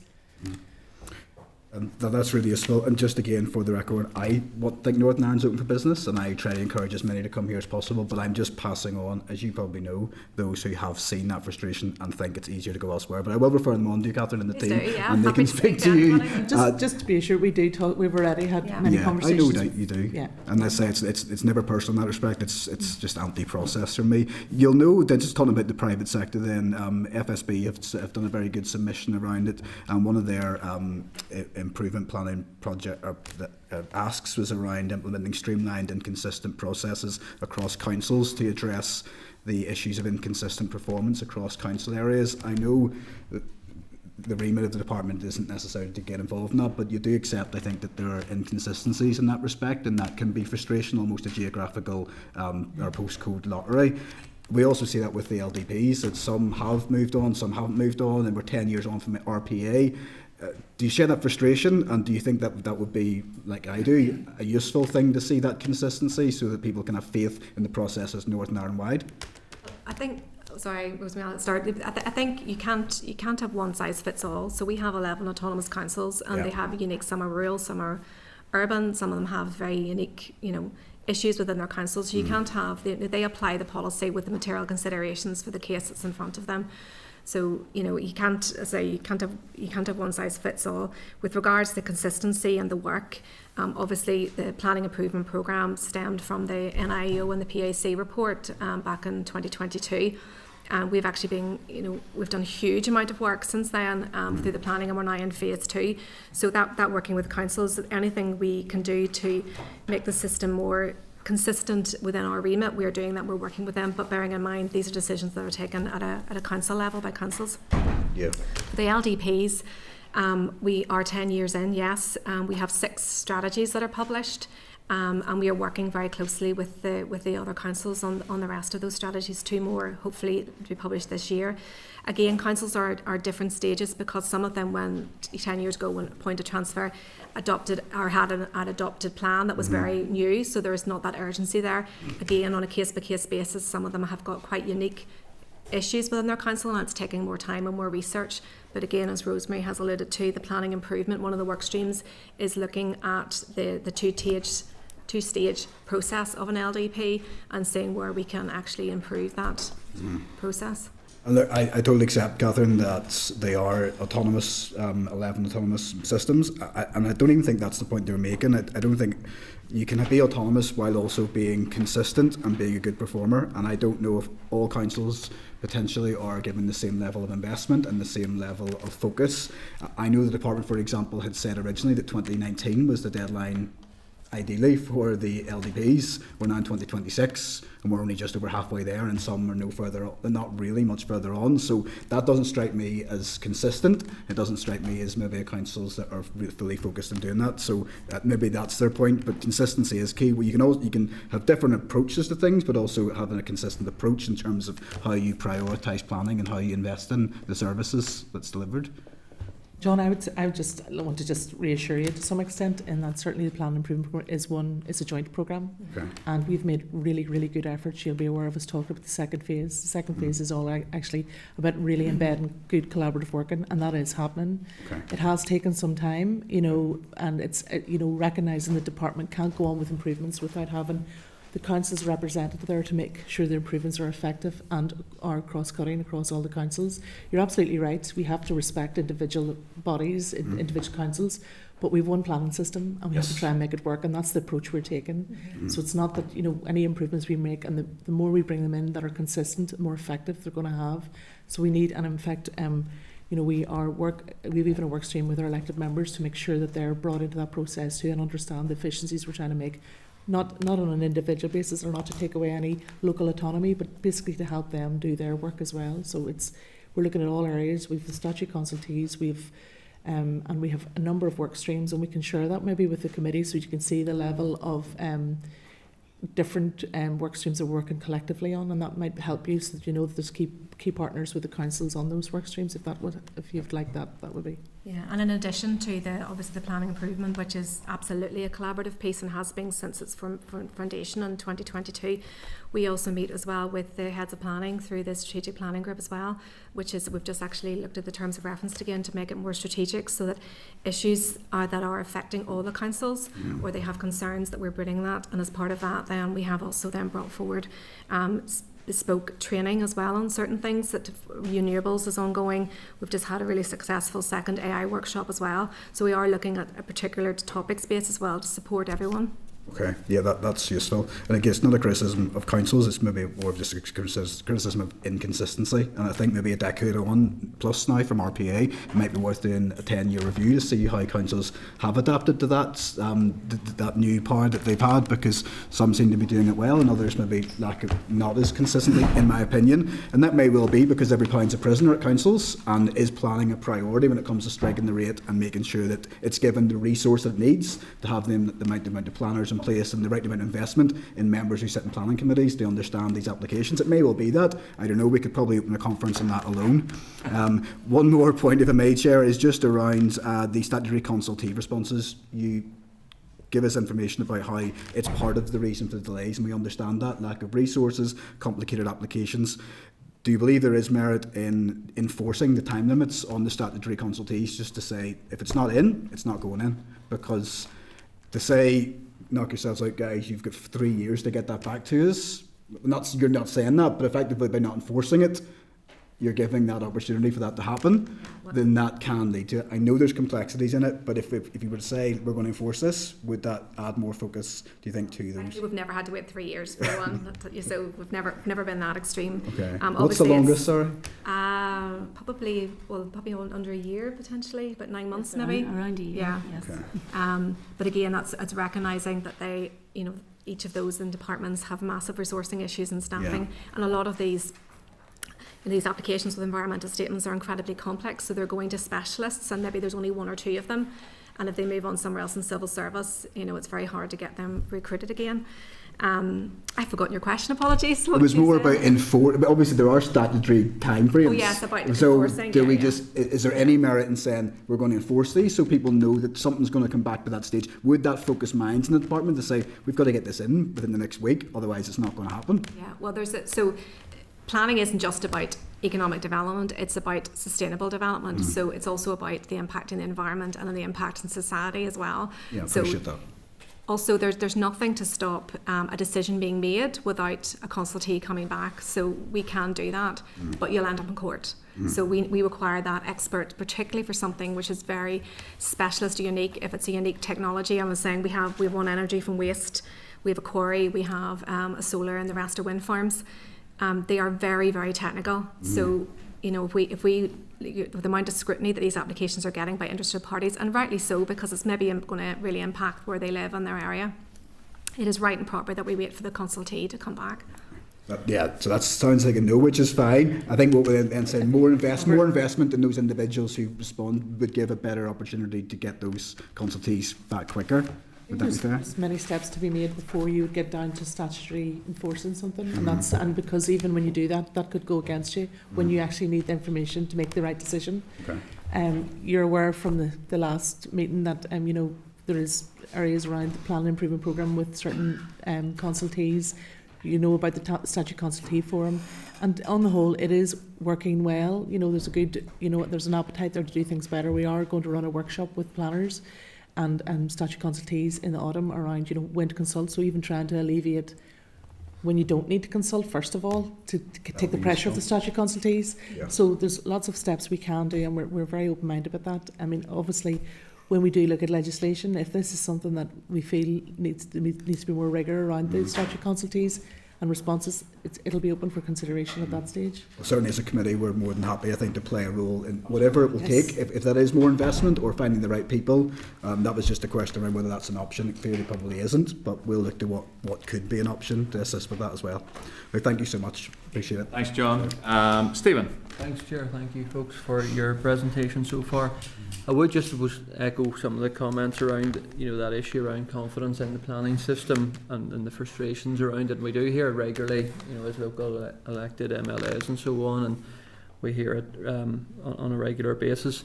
I'm going to look up or point just to the Institute of Directors done a report and action plan document in February of this year with some important recommendations and so on. So we just want to touch upon some of them. 89% of their respondents said that their business has been impacted by planning delays and or lack of delivery of infrastructure in Northern Ireland. So I suppose that just reaffirms what the comments so far. They had a number of proposals. I suppose I'm just keen to hear your thoughts on them. I know some of them have already been touched upon, but we're looking at the judicial review issue. They touched upon shortening the time limit. I know it's something we looked at in our review session a number of months ago. They proposed amending it from 3 months to 6 weeks for infrastructure or planning related issues, to try and, I suppose, you know, streamline the judicial process and the delays ultimately. Has the department any thoughts on that suggestion, or is that something that could come forward in any planning bill in the future? Well, first of all, we're aware of the IOD report. We've received a number of reports on how to improve the system. Yeah. Judicial review process can create uncertainty in the system, particularly when you get something right through to the end, or you have an application which is approved and then they've come in for a discharge condition and then a judicial review happens and the application is stalled again. 3 months isn't a huge period of time for somebody to wait, and so reducing it to 6 weeks, I'm not really sure how much the evidence would be if somebody would be, wouldn't take it forward then with that quicker period of time. I think somebody is passionate enough to take forward a judicial review, particularly because they're costly and they can be lengthy. They probably will still do it within 6 weeks, but it's certainly something we can talk to our colleagues in DOJ about. Certainly you could even find that shortening period could actually mean more. Yeah, more. Because people don't get time to think about it. Yeah. So there's a bit of a balance. In fact, the last legislation changed the right to appeal from 6 months to 4 months. It's just even that, so by looking at the timescales, could actually encourage people more to raise more challenges because they've only a short window to do it. So you have to look at the balance of that. But it's certainly, we appreciate that looking at that process would be really, really helpful. Yeah, I think 9 out of 10 they said in their survey, people thought that there should be, some change to the legislation. I think it's something to keep on the agenda. Moving on then just to the Planning Appeals Commission, there is, I think it's fair to say, there's I suppose some confusion around its accountability and the sponsoring departments. I know Justice have a role and I suppose infrastructure have some role. So I suppose I'm keen to hear from yourselves at a senior level about just the role of the department that you speak for in terms of the Planning Appeals Commission. What role, if any, do you have ultimately in the PAC? Well, as you say, that they are sponsor body of the Department for Justice. The PAC are used as a vehicle for independent examination by the department through local development plans or through hearings or public local inquiries at the end of the process. We are obviously aware of the Northern Ireland Audit Office recent publication. I have read the report, as have many colleagues. It's not appropriate for me to comment on it because it's for DOJ to go through that process if it goes to the PAC, and for the Minister of Finance then to comment on any recommendations. So I think that due process has to go through, other than to say that Rosemary and I have engaged and set up again the quarterly meetings with the PAC, and we welcome all engagement with everybody, not just the PAC, but with all interested parties in the planning system, because the whole system has to work together properly. Yeah, no, appreciate the importance of the independence, but just given how central it is to planning and infrastructure, is it in the right place where it sits through Justice, do you believe? Well, again, coming back to the independence of that report and the process through the Public Accounts Committee, if it does go to that, one of the recommendations is a review of that, and so that's been taken forward by DOJ. So we'll await, and as and when we are required to input to that, we will absolutely do so.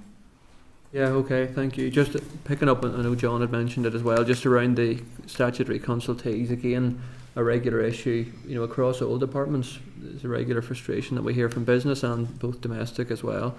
Just on that time limit thing, could you just touch upon that again? the 28 days sort of use it or lose it approach has been suggested by a number of bodies recently. Just your thoughts on that. I suppose it's just reiterating what I've said to your colleague there beside you, that we don't have to wait for the consultation to come back, but it is very important that we do in many cases, because we really rely on the valued and professional input of those consultations, again, for a sustainable decision to be made, for sustainable planning. Yeah, because again, it is, you know, a huge frustration out there, and I think it's something that could be, you know, it shouldn't be insurmountable to improve, you know, consultee response times. It's certainly something, apologies to interrupt there, it's certainly something we've really looked at within the Region Significant team. I mean, we do have high levels of consultation, so some of our applications would have maybe 36 consultees alone, and then the reconsultation, but we will only ever consult them if it's absolutely necessary. So we're very careful and not, you know, over consulting or consulting them just for the sake of maybe getting their opinion. We will read the environmental statement before, and we'll read the annexes, and only then will we consult with them. Well, just final point then, again, has been touched upon around the 11 different councils, 11 different approaches, which we've said for years now within this committee, different systems. Again, applicants point to the variation, and I think made a good point where there does need to be regional differences to reflect the geography of the areas and so on. But I'm keen to establish what level of engagement that yourselves, as senior DFI officials, have with the 11 councils in terms of keeping uniformity and so on. Yeah, there's lots of engagement, just to reassure you. So I referred to the strategic planning group. So we meet with the heads of planning, and as and when we would bring in interested parties to that. The Planning Improvement Programme has been going on now since 2022, and it's a multi-layer, so it's right at the top with Rosemary, but it also then has layers with regards the local development plan or development management or policy, so we have subgroups within that. So again, at official level, under Rosemary and or myself, we have multiple meetings with them, and then on an ad hoc basis. So, for example, again, local development plan, we would meet with the relevant councils if they have queries through the system. So there is a lot of engagement. Yeah. In terms just of performance and processing times and so on across the 11, how closely do you look at that? Key work stream in the Plan Improvement Programme, which is around development management, and that is very, very, it's fundamentally looking at different areas that you can improve. And there's a very close established working relationship with the councils. Obviously, the heads of planning have identified 2 or 3 members to sit on that and, look at ways how we can implement and make improvements. So, back to the list that I can provide you with, and you'll see just, all the areas. Equally, there's a work stream with the local development plans as well. The workshops that we're delivering are done in partnership with the councils. All the other aspects, the consultations, for example, the development management regulations, part of the workshops was to bring all the councils in and invite them in. The training on renewables is done in partnership with the councils. So, I think things have really got into a better place with that. With that regard, that's what I'm saying. There's an appetite for the planning system to work together now instead of as individual bodies. Okay, thank you, folks. Thanks, Chair. Thanks, Stephen. Just picking up on one point that Stephen made there in terms of the judicial reviews and the option to reduce the timescales. The other option would be to limit the number of JRs that could be taken on any given application. Would that be something that the department would be supportive of? 100%. We don't want any JRs. What about, yeah, I appreciate that. But if there was, you were talking about legislation, and I don't know, Rosemary, whether you'd have the varies for this or not, but if you're bringing forward planning reform and legislation that actually the law has changed that permits only one judicial review of any given application, is that something the department would support? I think this is something actually that the UK are looking at, and this is something we're watching with a close eye just to see how they can implement that. Equally, it has been brought forward to look at this in the south as well, so it will be very timely and interesting to look at that. We dread the uncertainty that it's given with JRs. It's not helpful in any arm. It also affects councils at a local level, not just the department. So it's a fundamental part, and maybe there's different ways we could look at how to avoid that. The best way we can avoid it is actually at the moment is to do the due process properly, because that's the main. You can't judicial review a decision because you don't like the decision. It's about something about the process. Yeah. So that's why. Our process is quite long. Yes. Yeah. So in terms, let me be clear. So in terms of varies for this, you seem reasonably supportive of that indication for me that actually, if the law was changed to limit the amount of JRs that could be taken to 1 on any given application. Is that something that DFI would have the varies for in terms of planning reform and primary legislation, or is that something that DOJ would hold, or do you want to think about that? It is about justice, so it is with DOJ. Really, we can't, you can't limit any participation in anything that you feel hasn't been done properly. You feel you wouldn't have the varies to take that forward in primary legislation, even though planning, in terms of the way it would maybe drafted, it would only apply to planning. Do you think that's maybe DOJ? Do you want to go in? We would need to look at that, Chair. Yeah, okay.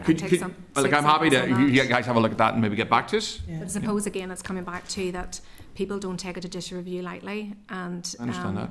But it's a number. These things can be JR'd and JR. I mean, that is one. Yeah. I mean, other committee members have cited what some of the issues are, but that's one of them. I suppose different people, different people can take a JR. Yeah. It's not just there's a JR. It could be you could take one and you could take one. So how can you limit someone from getting the first in? You change it. You change the law. You change the primary legislation that then states on any given planning application there can be only one judicial review of that planning application. Now, Catherine might take it, but that means I can't take it. But one has been taken, so you do that through primary legislation. It's just I'm not sure, and I'm more than happy for you guys to get back to me on this. I'm just not sure if you feel you have the varies, if you're bringing through, Rosemary, a planning, some sort of planning reform. Without giving it at this stage, I don't think we would have the varies to That's interfere in the justice. And I mean that there's lots of issues that will be in the background as to why legislation would be like that. At this stage, whilst I would welcome it, and I'm sure Catherine would as well, and most of the councils probably would. It's not something I think we can bring in legislation. All I'm looking for is the level of clarity from you in terms of whether you feel that you have the varies for it, or whether that would be justice. We need to bring that forward. But I'm happy. You'll come back to you in writing. That's fine, Catherine. Thank you, Harry. Thank you very much, Chair. Catherine, Nicole, Rosemary, good to see you again. I think you sort of touched on a wee point, Rosemary, that there's always a way. Whenever the applications are looked at, I know you say rather than the direct no, would you say that some of the applications or the applicants are poorly advised, leading to poor applications, and that really slows up the process? I suppose the region significant applications are the most complex and they're the largest, and they are very costly in terms of fees for applicants to put in. So I would say that anyone that's putting an application in will be very confident that they're making the right decision, because you wouldn't be putting an application in without doing your homework. That said, I do believe that there should be much more front loading of the system through the planning or through the pre-application discussions. And the one application that actually met the 30 weeks was an example of one that had been through 9 months of pre-application or PADS, pre-application discussions with officials. So we were able to advise through the process, advise on policies, advise on what this application would look like. So I think it's really important that people pick up the phone and speak to us as early as possible, even before they put an application in, if they're minded to. No, that's 100%. I really agree with that. Front loading and those conversations beforehand are the most important. Then things can be ironed out before it actually goes. Because that was another question about the guide where people are looking. But if that consultation, that can take place, that is a good thing. You ladies, obviously, I feel you could fix this if you were given a free hand. Literally, do you ever feel your hands are tied somewhat on what you used to? Well, we do share a lot of the frustration sometimes, working within the team and the delays, particularly with consultation responses. But in terms of fixing it, it'd be very difficult. We are working within the current system and within the casework team, just to give you the assurance that we do engage with consultees and we're regularly keeping up to date with them and engaging on a personal level with them just to try and get responses back quicker. And we do have those relationships with our key consultees, but there is problems there in those organisations that are beyond our control. But you do feel you are being listened to? Yes, and something which is we're really welcoming and very excited about is that we are bringing in more resources to the team. So Nicole's a principal planning officer. We're bringing in 2 further substantive principal planning officers. At the minute we have people acting up into those positions who are doing a really great job, but we're running boards at the minute to substantially fill those. So we have finished the principal planning boards. At the minute we have higher planning boards which are ongoing right now, and then senior planning boards. So it's absolutely phenomenal and brilliant. We're able, after 10 years, to resource our teams with substantive grades. Anything you'd like to add, Rose? Just that I think there's willingness from everyone to make the system work, and that's what I'm saying. Like, we have had 10 years of where things have such a change, and that change. And I know someone, we talk about the bedding in, but now we're starting to understand what we could fix. So we're getting to that point, and there's not really out of every negative, unfortunately, there's an opportunity to fix things. Again, that has to be done very collaboratively. We can't go off on a tangent and think, well, this is what we'll sort it out. At the end of the day, for the most, what I would say is the front loading is working well with the major applications, and that process has to be carried through as much as possible in all other types of applications. But front loading also takes resourcing, from the consultees and from planning officers' time as well. So, and again, no one gets the recognition, but that, so there's things that are quite good. I think we have to remember that we're trying to enable people to participate in the planning system, and we've worked very hard. There's really good processes that when I started out working in planning that happen now that never happened, so those are to be commended. But I think there's an opportunity to try and make things better, and we're very much up for the challenge in doing that. And I understand, like, the front loading does seem to be the way to go, and as you say, if that can be transferred onto all applications, but it's an awful lot of batting to and forward, and that's what takes the time and takes the resource, as I say. So again, if people could be better advised, with their applications, that would help too. But thank you very much, Dennis. Thank you, Chair. That's great. Thank you, Harry. Militia. Fáilte ófalig, agus just bula latsa and Sean you. You're very welcome. It's nice meeting with you here at this committee today. As they say, the old adage, all politics is local in a sense, so I'm going to refer to just issues in relation to the Derrystown and Stavan council area in which I live, that where the council had experienced significant and ongoing delays and lack of information on the progress of applications referred to DFI to consider under Section 29. In fact, there's 2 of those projects, and I know that one of them has been with DFI for 6 years. It was called on by Nicola Mallon, who was Minister at that time. And what the council is totally, absolutely frustrated about, and I'm sure it isn't unique to the Derrystown and Stavan council area, is the lack of information. So what in fact are you doing, say, as a department, to improve in that communication when a project has been called on, and to keep people informed and keep people updated in relation to it, in terms of, in particular, when there's a delay such as one of 6 years? Okay. I'll take that one, and then Rosemary, you can maybe call about calling process in general. I think that one you're referring to is potentially a retail application that's been with the department. I was actually up in Strabane and Derry last week. I met with the councillors about the local development plan process. So again, very much we have an open door policy, and we are very happy to go and meet with councillors and talk to them about any matters, and including any call-ins or local development plan matters. When this application was called in, it needed a retail impact assessment done by an independent retail expert, and that took time. The application is in the final stages, and we're very hopeful to have a decision on that very shortly. But again, I suppose it has taken time for this. But again, we have very much an open door policy, and we are updating councillors or planners within the council if they're contacting us. There's been quite a lot of correspondence on that and a number of AQWs, and we've been very open about that. Yeah, there's certainly a lot of correspondence and requests for updates, and we always respond to those. Just in writing, and there's a lot of representations come in that are placed on the planning portal as well. So we do respond to requests for information and updates, and we do publish any information through the planning portal so that people can follow an application through the process. I know it was Nicola Mallon that actually called on an application in relation to Stavan Athletic as well. Do you want to make any comment on that? So that went to the Planning Appeals Commission, and we received a report before Christmas on that. We're carefully considering it. Obviously, as part of that, we have to consider it, and then the Minister also has to have time and space to consider that as well. But again, we're in the final stages of that application as well. Well, apart from consideration of the applications and so on, the frustration that has been expressed with the lack of communication. Now, and I know too that the Minister recently has appointed an independent inspector to the planning system. Will that have an impact in relation to improving communication between planners and councils? That's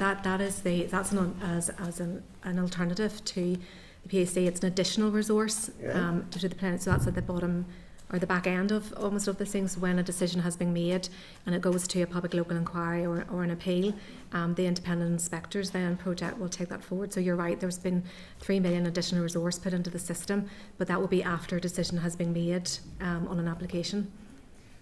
Well, in addition to that, then you actually alluded to the staff resourcing issue earlier on. Do you feel that that's having an impact at present? We'll say in relation to whenever we look at regional significant applications. Well, the two applications that you referred to, the retail one and the Strabane, neither of them were region significant applications, but you're right, they were called in. Neither of them were region significant applications, but you're right, they were called in at one point in time. There have been challenges in the team over the years. As I say, all until Monday, everybody in the team was a substantive or wasn't substantively in post. They were acting into the post they were brought in. We're delighted that we have been able to run 3 boards in the last few months, and so we will be able to substantially fill those, and that will make a massive difference to our resources. Thank you so much. Chair. Thank you, Militia. Andrew. Thank you, Chair. A lot of it's sort of been gone over at this stage, and I don't want to dwell too long, but some of the points made about investment and investors in Northern Ireland. Ironically enough, one of the issues sometimes is, and you touched on this, is that some of these developers or investors or people in the play, they just want to know. I mean, they want to know a yes or a no, and and you made a point at one stage, Mrs. McFerrin, on this getting the decision notice out the door quicker. Okay. And there's also a reference, I think, as well to, applicants change the scheme, adds to it, and all the rest of it. And sometimes you do get the impression that there's a bit of round peg, square hole going on sometimes. I mean, so really just, can you expand on the, getting the notice out the door quicker? Because I do think that would help. But again, how can that be done? How can that be, how can you expand on that point, Chair? Thank you. I hope speaking, maybe Nicole, you want to come into some practical experience. Getting a decision out the door quicker, Rosemary alluded to, maybe a refusal. Yeah. So if we look at if developers want certainty, then amending a scheme twice during the processing of it, and then submitting 4 rounds of further environmental information. If we didn't allow them to do that, it would be a refusal. And so we have to look and see. I mean, at the end of the day, we get a fee. A substantive fee in some cases at the start, but we get 1 fee nevertheless. And this application takes a considerable amount of time. That's resources that my team are looking, that are using with this 1 fee if we're letting them change the scheme or we're going up with further environmental information. That said, I think there's as professionals, we want to work with people. So if there's a way that we can get a scheme, as Rosemary said, we can get it out the door, as an approval, we will try as much as we can to work with them. But there has to be a balance here, so we can't be taking criticism that we are taking too long if the end results in approval, but we'll also get criticised if we say this is a refusal. Yeah, so there has to be a balance here. Well, I appreciate that. Sorry, I don't mean to cut across. Sorry, go ahead. Sorry. It's just my experience just over the last sort of 10 years is with these massive applications and the massive amount of information that goes with them. You undertake 1 round of consultation, and by the time that's complete, you're not far off the 30 weeks. You're then in a position where you have to decide, do you want to go straight to a refusal, or do you want to follow the advice of consultees and request further environmental information? If you don't do that, you're in a position of refusing the application, but some of the refusal reasons will relate to insufficient information rather than actual knowledge in terms of environmental impacts or whatever the impacts are. So you're making a decision based on insufficient information, in some cases, not all. So it's a decision that has to be made at that point, and we often get communicating regularly with applicants and agents, and they often request and lobby for the opportunity to amend their scheme or to put in further environmental information.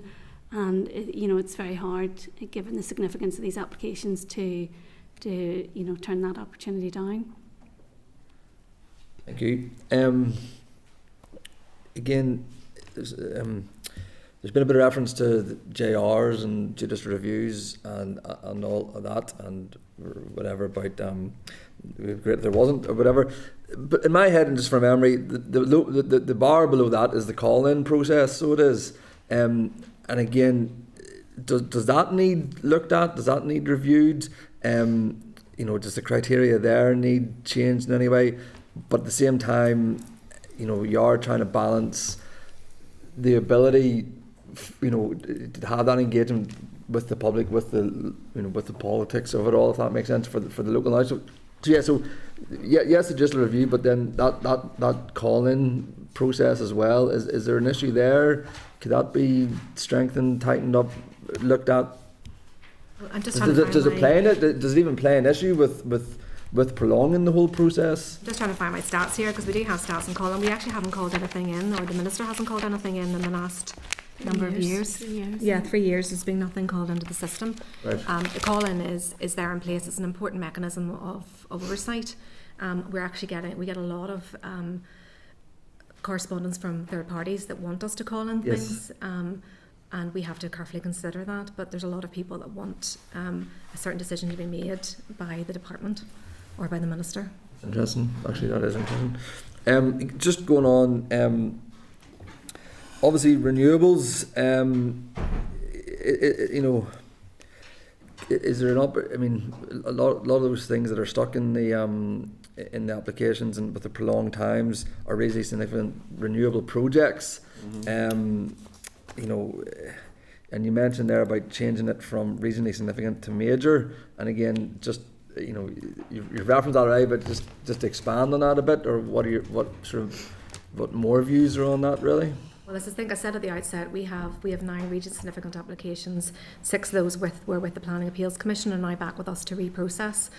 So the £3 million of funding for this alternative to the PAC, in addition to the PAC as well, will be very helpful. So the reason why they came back to us is because the environmental information became out of date, because again these applications are so complex, or the applicant decided to amend their scheme as well. Yeah.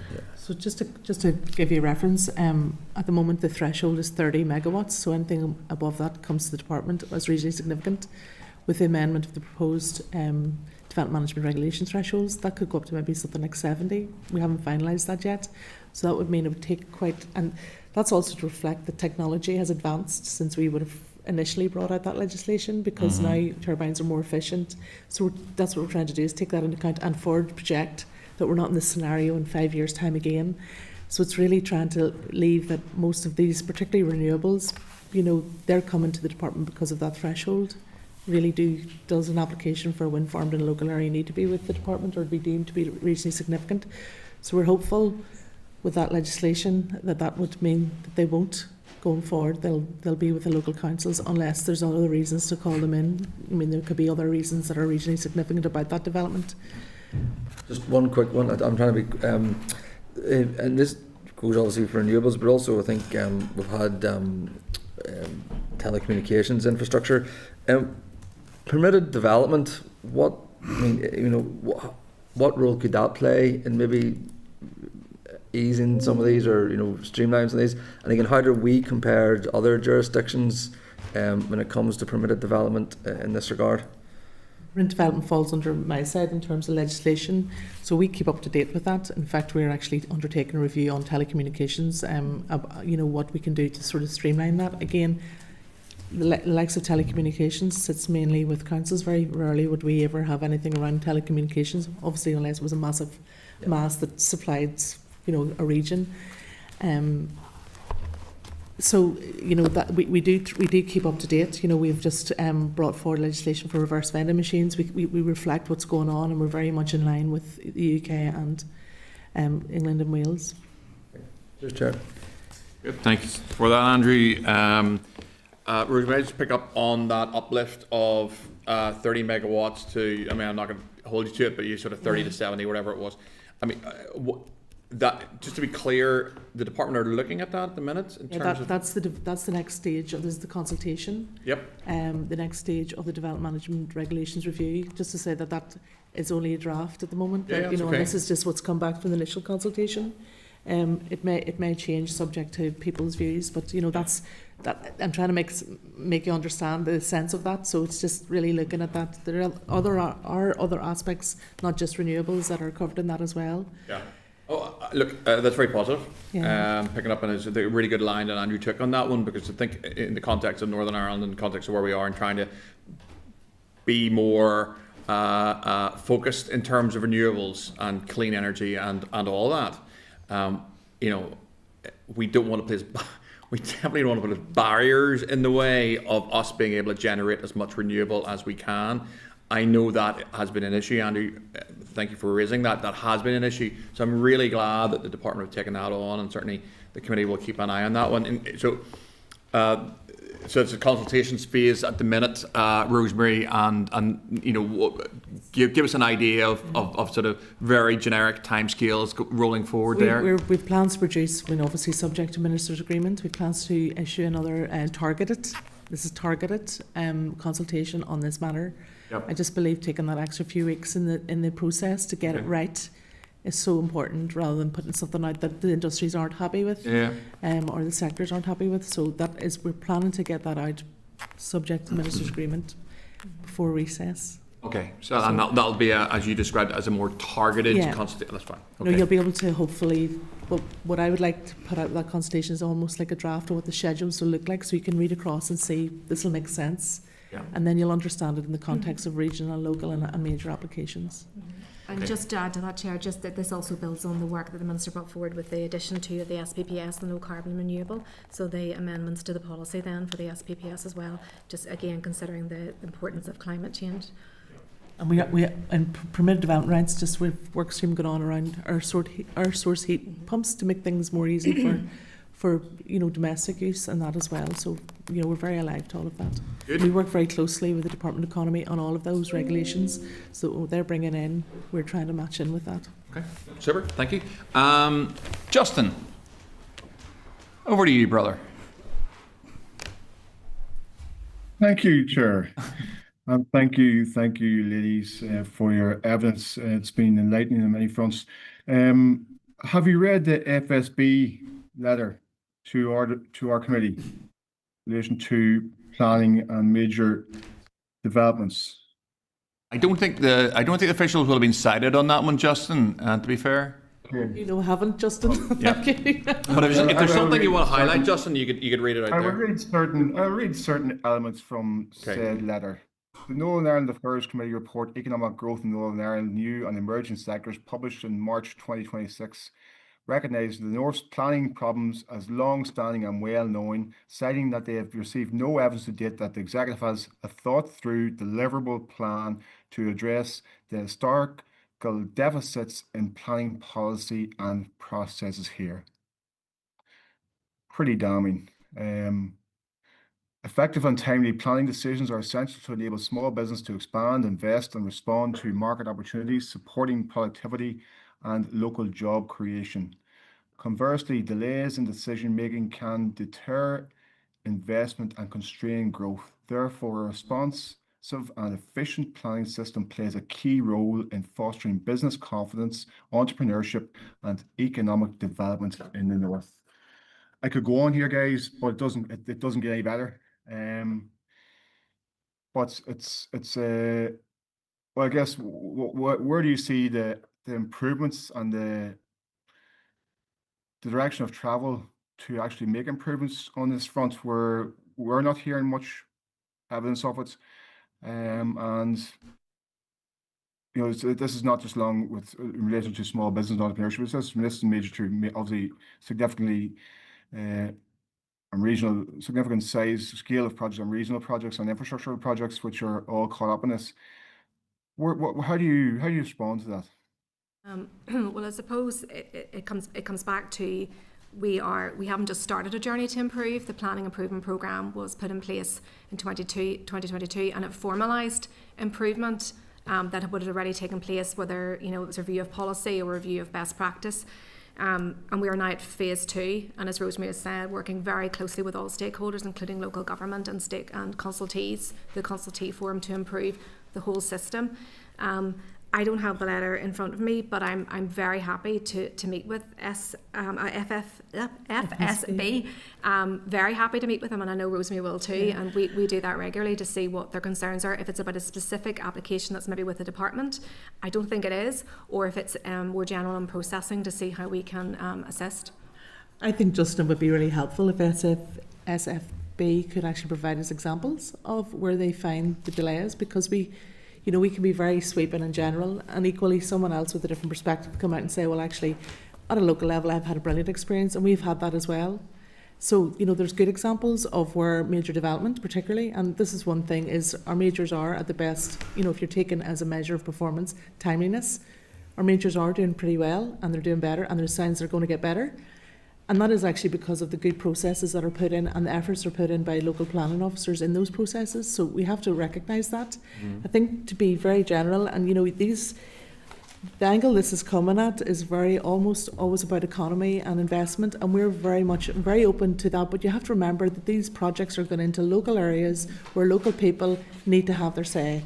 That's what the planning system is about, is protecting interests. So I appreciate that. And what FSB is saying, no different to the CBI, to the Chamber, to all these reports are all saying the same thing. But you have to step back and recognise that people coming along as investors need to ensure that their applications are right in the first place for us to consider. You need to make sure that they are balanced, that they've taken, we've put processes in around public consultation, and a number of applications have come to the system, and those processes haven't even yet been carried out properly. And that is a delay, but that's not a delay on the department or the planning system. That's because someone has not carried out the processes properly. We're available to advise on how those processes can be carried out properly. We can offer that assistance at any time. But I think to have sweeping statements like this, yes, I agree. I can't disagree with them, but it would be really helpful if FSB could give us particular examples. Then we can drill down to what were the issues in those and give a more reasoned and balanced response on that, Justin. Okay, well, obviously it's not me saying this, it's the FSB saying this, and just be clear on that. In terms of the importance of effective infrastructure cannot be overstated in terms of the impact on the North's productivity, which is a major element of this as well. You mentioned work with councils and the local development plans. What is the status of those? Has a timeline been agreed by the department and local councils for delivery of those LDPs? And that's another barrier to potential development, whereby LDPs are way past out of date. And ultimately, it's councils are responsible, but the Department for Infrastructure is the overseeing department on this front. Has a timeline been agreed for the completion of local development plans with each council by the department, which is its statutory duty? Well, thank you. I think there are 6 councils that have published their plan strategies to date, and we are expecting another 2 this year. As I said to your colleague, they're all at different stages. That's because of the point of transfer. Some of them had very recently adopted area plans, so there wasn't the need to prioritise that review of the plan, because they were relatively young plans when they went into the system 10 years ago. We have 2 roles. We have a statutory role, and we engage with councils individually and collectively. LDPs are very much a council-led programme, so they are led by them. Again, depending on the data and the information that goes into those, it depends on each different council. So if there's a retail element, or if there's industrial element, there will be different research that they will put into those LDPs, and that takes time. Very much so. These are local plans for local areas, and particularly particularly councillors and local people want to have their say. We do have indicative timetables with each council.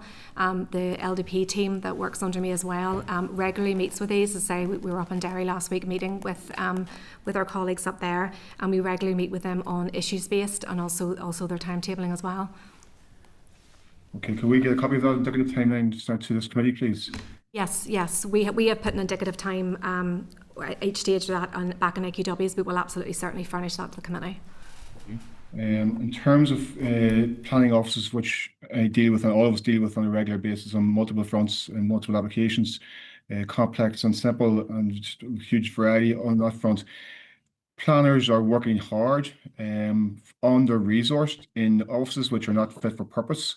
Not conducive to a collegiate approach to planning applications, which is necessary for planners to be bouncing ideas off each other, to asking questions off each other, and offices are not built like that, not set up like that, often in temporary accommodation.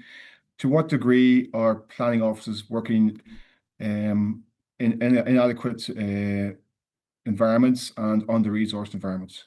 Or what's your take on that? Well, I can only speak for the offices that we work in, and they're beautiful. We're very thankful to be after changing out of Clarence Court, we're in James House. I can't speak for the other 11. These are council properties, so this would be a matter of where they're for the local councils. I can't speak to their accommodation. That's not a matter for DFI or myself as a director of planning. Okay, and I'm not sure if you can answer this question either. And then, to what degree are the departments planners hamstrung by the reality of the barriers to development from an inadequate water and wastewater treatment capacity and system? To what degree is our planning system hamstrung by that? Well, again, this is a huge area of public interest, and is regularly up in the Assembly. We have colleagues who are working on this within the Department for Infrastructure. All I can say is when we have regional significant applications that come before us, we engage widely with our consultee in NI Water. But you'll be aware that there are certain pockets of Northern Ireland which are more under pressure than others. So again, it will be on a case-by-case basis with those developments that are coming forward. Sorry, one last question, Chair, if you can indulge me. That is the Infrastructure Commission that's been at the Executive and agreed by the Executive in principle for many years now. Where are we at with that in terms of the development and progression of major infrastructural projects, not alone infrastructure projects, but regionally significant planning applications? Where are we at with the Infrastructure Commission? Is that the Infrastructure Commission that was brought forward under former Minister Nicola Mallon? The report, yes. So it's my understanding that was assumed into the Executive Office post-COVID, and it's something that they are looking at. We obviously have we have the Independent Inspectors Project, which is again at the end of the system for the public local inquiries, but that's something that's not with this department or minister. Okay. The Infrastructure Commission. Appreciate that, thank you. That's great, thank you, Justin. Last and by no means least, Sinead. Good, Chair, and thank you to Catherine, Rosemary and Nicole. So I suppose, notwithstanding the fact that there's clearly issues in the system and there's clearly pressures and there's clearly better ways of working, I really do think we have to remind ourselves throughout the course of this whole conversation that we're talking about largely, sorry, my dog has just spotted something outside the window here. We're talking about regional. Can't hear. Oh. It's a nice dog. Tonight. It's a sausage dog, so it is. Oh, sausage. Is it? What is it? Sausage dog. Sausage? I think it's a One of sausage those dog. small. Like a dachshund. What sort of dog do you have? No, that's all right, Sinead. What sort of dog do you have? It's a miniature dachshund, and it's very sassy, and it's very reactive. So, pardon me, Chair. Sassy dachshund. It's very sassy. Right. Okay. So listen, pardon me, thank you for allowing me to put the dog out there. So as I said, notwithstanding the fact there's clearly issues, I think we have to remind ourselves that in a large part here, we're talking about regionally significant applications. So we're not talking about single dwellings in the countryside or loft conversions or run-of-the-mill applications. We're talking about regionally significant that will have a huge impact economically, structurally in the communities that they're being built, environmentally as well. And I do think, I think Rosemary, actually, you made the point, we're coming at this from a purely the lens of the developer. And, we haven't, I don't think we've given sufficient time and consideration to the fact that communities where these developments are going have to have protections. The environment has to have protections too. And I think that people that are coming at it from that lens in the communities where these applications are going will be heartened to know that there's actually safeguards in the system. And then when we look at it from the developer side, I actually think developers, I'm convinced of this, and I think you guys quoted the fact that 9 times out of 10 applications will come out as an approval. And I actually think developers would rather wait and work through an application properly, knowing that it's going to be an approval at the end of it, and that it's going to be, hopefully beyond judicial review, that the necessary safeguards and checks have been done. I think they would rather wait and have that approval in their hand, and it be right and it not be subject to JR, than just to be rejected out of hand. I think if we asked developers, I think they would rather that way of working. Yes, I'm sure that they'd rather we could do it quicker, but I think if it's a case of doing it quicker and it'd been wrong, or it taken a little bit longer, and these applications actually been done right with the support of the communities that they're going into, I think that's a much better way of working personally. So just in terms of my takeaway from this conversation is that largely the extent to which the time that with which these applications are in the system, that is to ensure that decisions are legally sound. Would I be right in saying that? I think that's probably the number one consideration. We know that the Minister has increased resources in terms of staff to look at regionally significant applications. That's a positive. We know that the Minister has recently appointed experienced independent inspectors to look at the planning system. That's positive as well. You mentioned as well the planning improvement programme. So I suppose outside of all those things that the Minister is doing already to try and improve the system, is there anything additional outside of the planning improvement process that the department is considering at the moment? Well, thank you. You're absolutely right. Planning is multi-layered, and there's if any part of the cog in some ways gets slowed down, then the whole system can slow down. So you're absolutely right. We as professionals, we stand over our decisions. We want to make the right decision as professionals. We want to make sure that they're legally sound to advise our Minister in the right way. It has to be a balanced decision, and you're absolutely right, Sinead, to point to the interested parties and the people who potentially will object in their local area.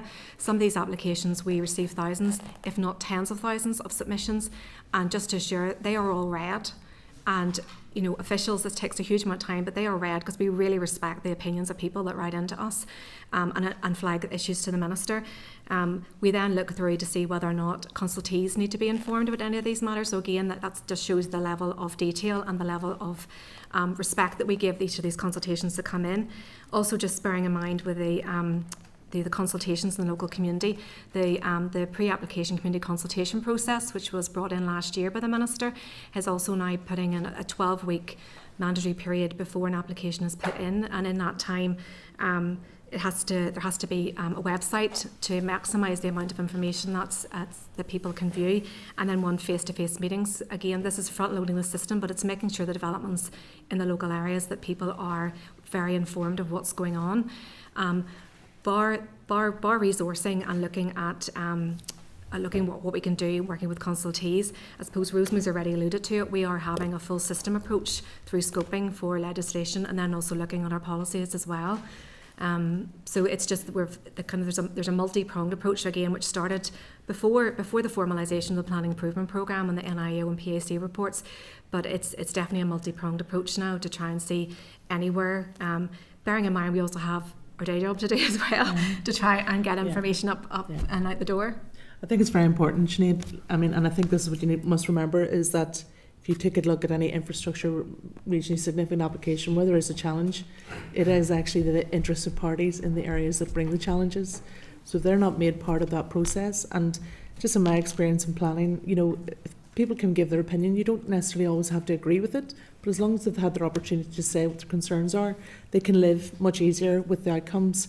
you know, there is always a decision, and this is the thing we have to do in planning, is make difficult decisions, and our elected members are in that position now as well, that there is always a fine balance, and it's not tipping the balance in that we're too focused on what, you know, the society. It's actually more about getting the balance between the three strands of sustainability: your economy, your environment and society, that you're meeting the needs for everyone, because equally, if one is tipped out of sync, that's where the problems start to arise. So it's very important that you engage everyone in the process. And I mean, I think there's a role for us all to play. Yes, we are certainly very open to looking at streamlining things where we can, but not to cut corners, to exclude people from participating in the system. Yeah, that's it. And I mean, I'm probably, you know, we had a very significant application in my own constituency in terms of a huge wind farm that was being proposed for the Mourne. So, I mean, that caused great concern, consternation, engagement with the community. So, I mean, it's only right that you know, communities where the applications are being proposed for, that there's, you know, all the mechanisms are still there, that we're not cutting corners, and we're not, we're not skipping planning policies there for a reason. And if people want to disregard that, then we're not going to get very good planning applications, you know, on the other side of it, that are going to be sustainable. So I just think there's a balance in all of this, and a rush to reduce times, you know, may not just be the best way to get, you know, good planning applications at the end of it. So I'll leave my comments there, Chair, and thanks very much to the witnesses. Thanks very much, Sinead, and I hope that dog's now behaving itself.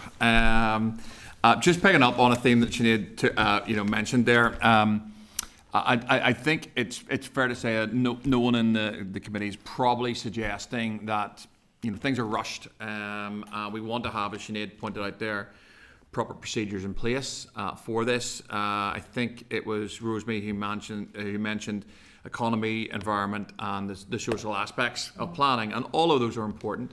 And obviously, as constituency MLAs, you know, on a weekly basis, we are representing constituents on planning up. You know, we're maybe, you know, talking to planners or looking at issues around there. So that consultee aspect is obviously very important to us. I think probably certainly what I would be saying is that the system and the procedures that are inherent in what we have at the moment do not lend themselves, certainly on the regionally significant applications, to, you know, an expeditious blend of those three. And I'm not going to go over sort of old points because they've all been made and made well by committee members. But I think it's just to say that it's not a case of rushing things through. It's not a case of ignoring people who have genuine considerations. The example that Sinead made about the wind farm is right. Of course, people need to have their views heard on a large wind farm that's going to be placed, you know, near them or in their constituency or near where they live. It's just about how we incorporate those voices and gather those voices so that those voices are heard within a more expeditious planning system. I think that's probably the key. And also then sort of note to developers, better pre-applications is always helpful. So, I mean, if those applications as they go in, I think that was the other thing that I heard from you ladies today, is that the better the applications that are fed into the system, the more helpful it is as well, because then you're not starting that back and forward kind of process as those are being improved on. I think I have no one else who's indicated. I'm going to go to Michael just to check. Do I do that at the end? I do that later. You were writing there. Don't worry about that, Michael. We'll cover that off at the end. I just want to say thank you very much for coming in. That could be the record. Some of your compatriots have been in for quite a while, but I think you might just hold the record. So, you know, you can go with a badge of honour back to the Department for Infrastructure. Your evidence was really good, very honest, very sound, and very professional. So, as chair, I want to thank you for coming in and sharing that with us, and we do appreciate your time. Certainly, I've learnt a lot in terms of where the department's moving towards in this, and that's been very helpful for me. So, yeah, thanks very much for your time. You're welcome. Thank you. And any time. Appreciate it. Thank you. And there's a few things that you've asked. We'll follow up in writing then. We have, and we're just we're clear that off with the clerk and yeah. Thank you. All right, thank you. Sorry, Chair, I've got to run. No, that's fine, John. Yeah, we're still fine. Okay, so Michael, just to clarify the sort of aspects that we that either the officials said they were going to come back to us on, or things that we were going to write out to them for. The officials said they would provide the work streams, different work streams. Yep. They also said they would send a copy of the timeline for LDPs. Yep. And Catherine said she'd provide a phone number. She did, and we want Rosemary's as well. I also asked Catherine, and unless anyone else wants to come in, I also asked Catherine to provide the timing of when officials of any current regionally significant applications that are currently within the department that have been put before the minister and are still awaiting a ministerial decision. Catherine said that she would check with private office and come back to us on that. So that's one more. Just want to make sure we get that into the minutes, and hopefully we'll get that back. Anyone else have anything they want to raise in terms of information required? No? Michael, you're happy enough with that? Are we... okay.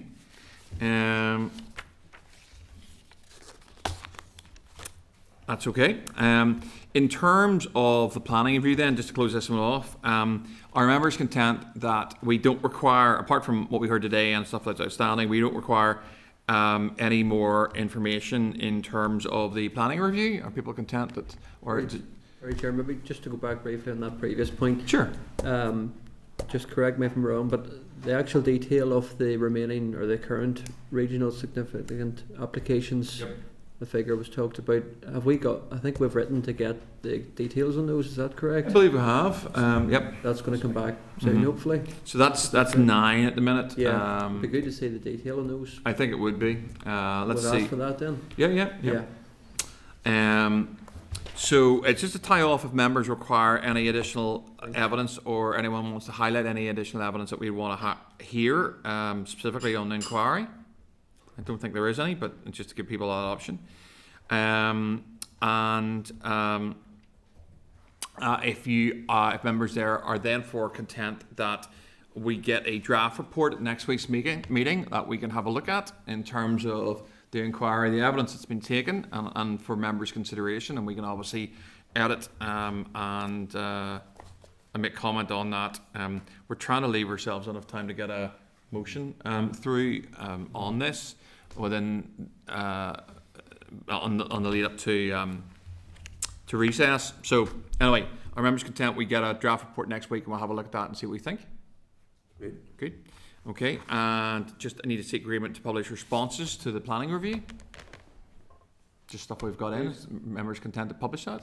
Yep, it's all open in the public domain for transparency. Okay, good. That takes us to item 22, which is the forward work programme. Page 292 is the draft forward work programme. Just need to seek agreement to proceed with the evidence sessions as set out and reflect any decisions that have been taken today. Are members content? That takes us to item 23, which is any other business. Do members have any other business? That takes us to item 24, which is date, time and location of the next meeting. And to let members know that the next meeting will take place at 10 a.m. on Wednesday the 10th of June in room 29 in Parliament Buildings. And with that, I'd like to thank anyone who's joined us today, and we will adjourn the meeting. Committee Room 29, Sound.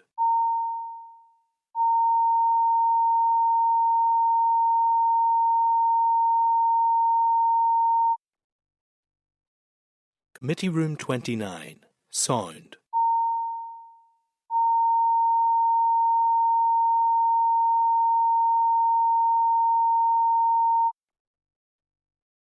Committee Room 29, Sound.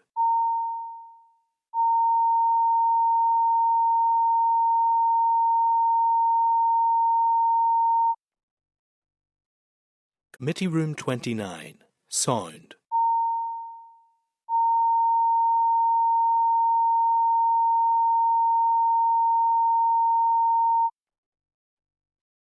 Committee Room 29, Sound.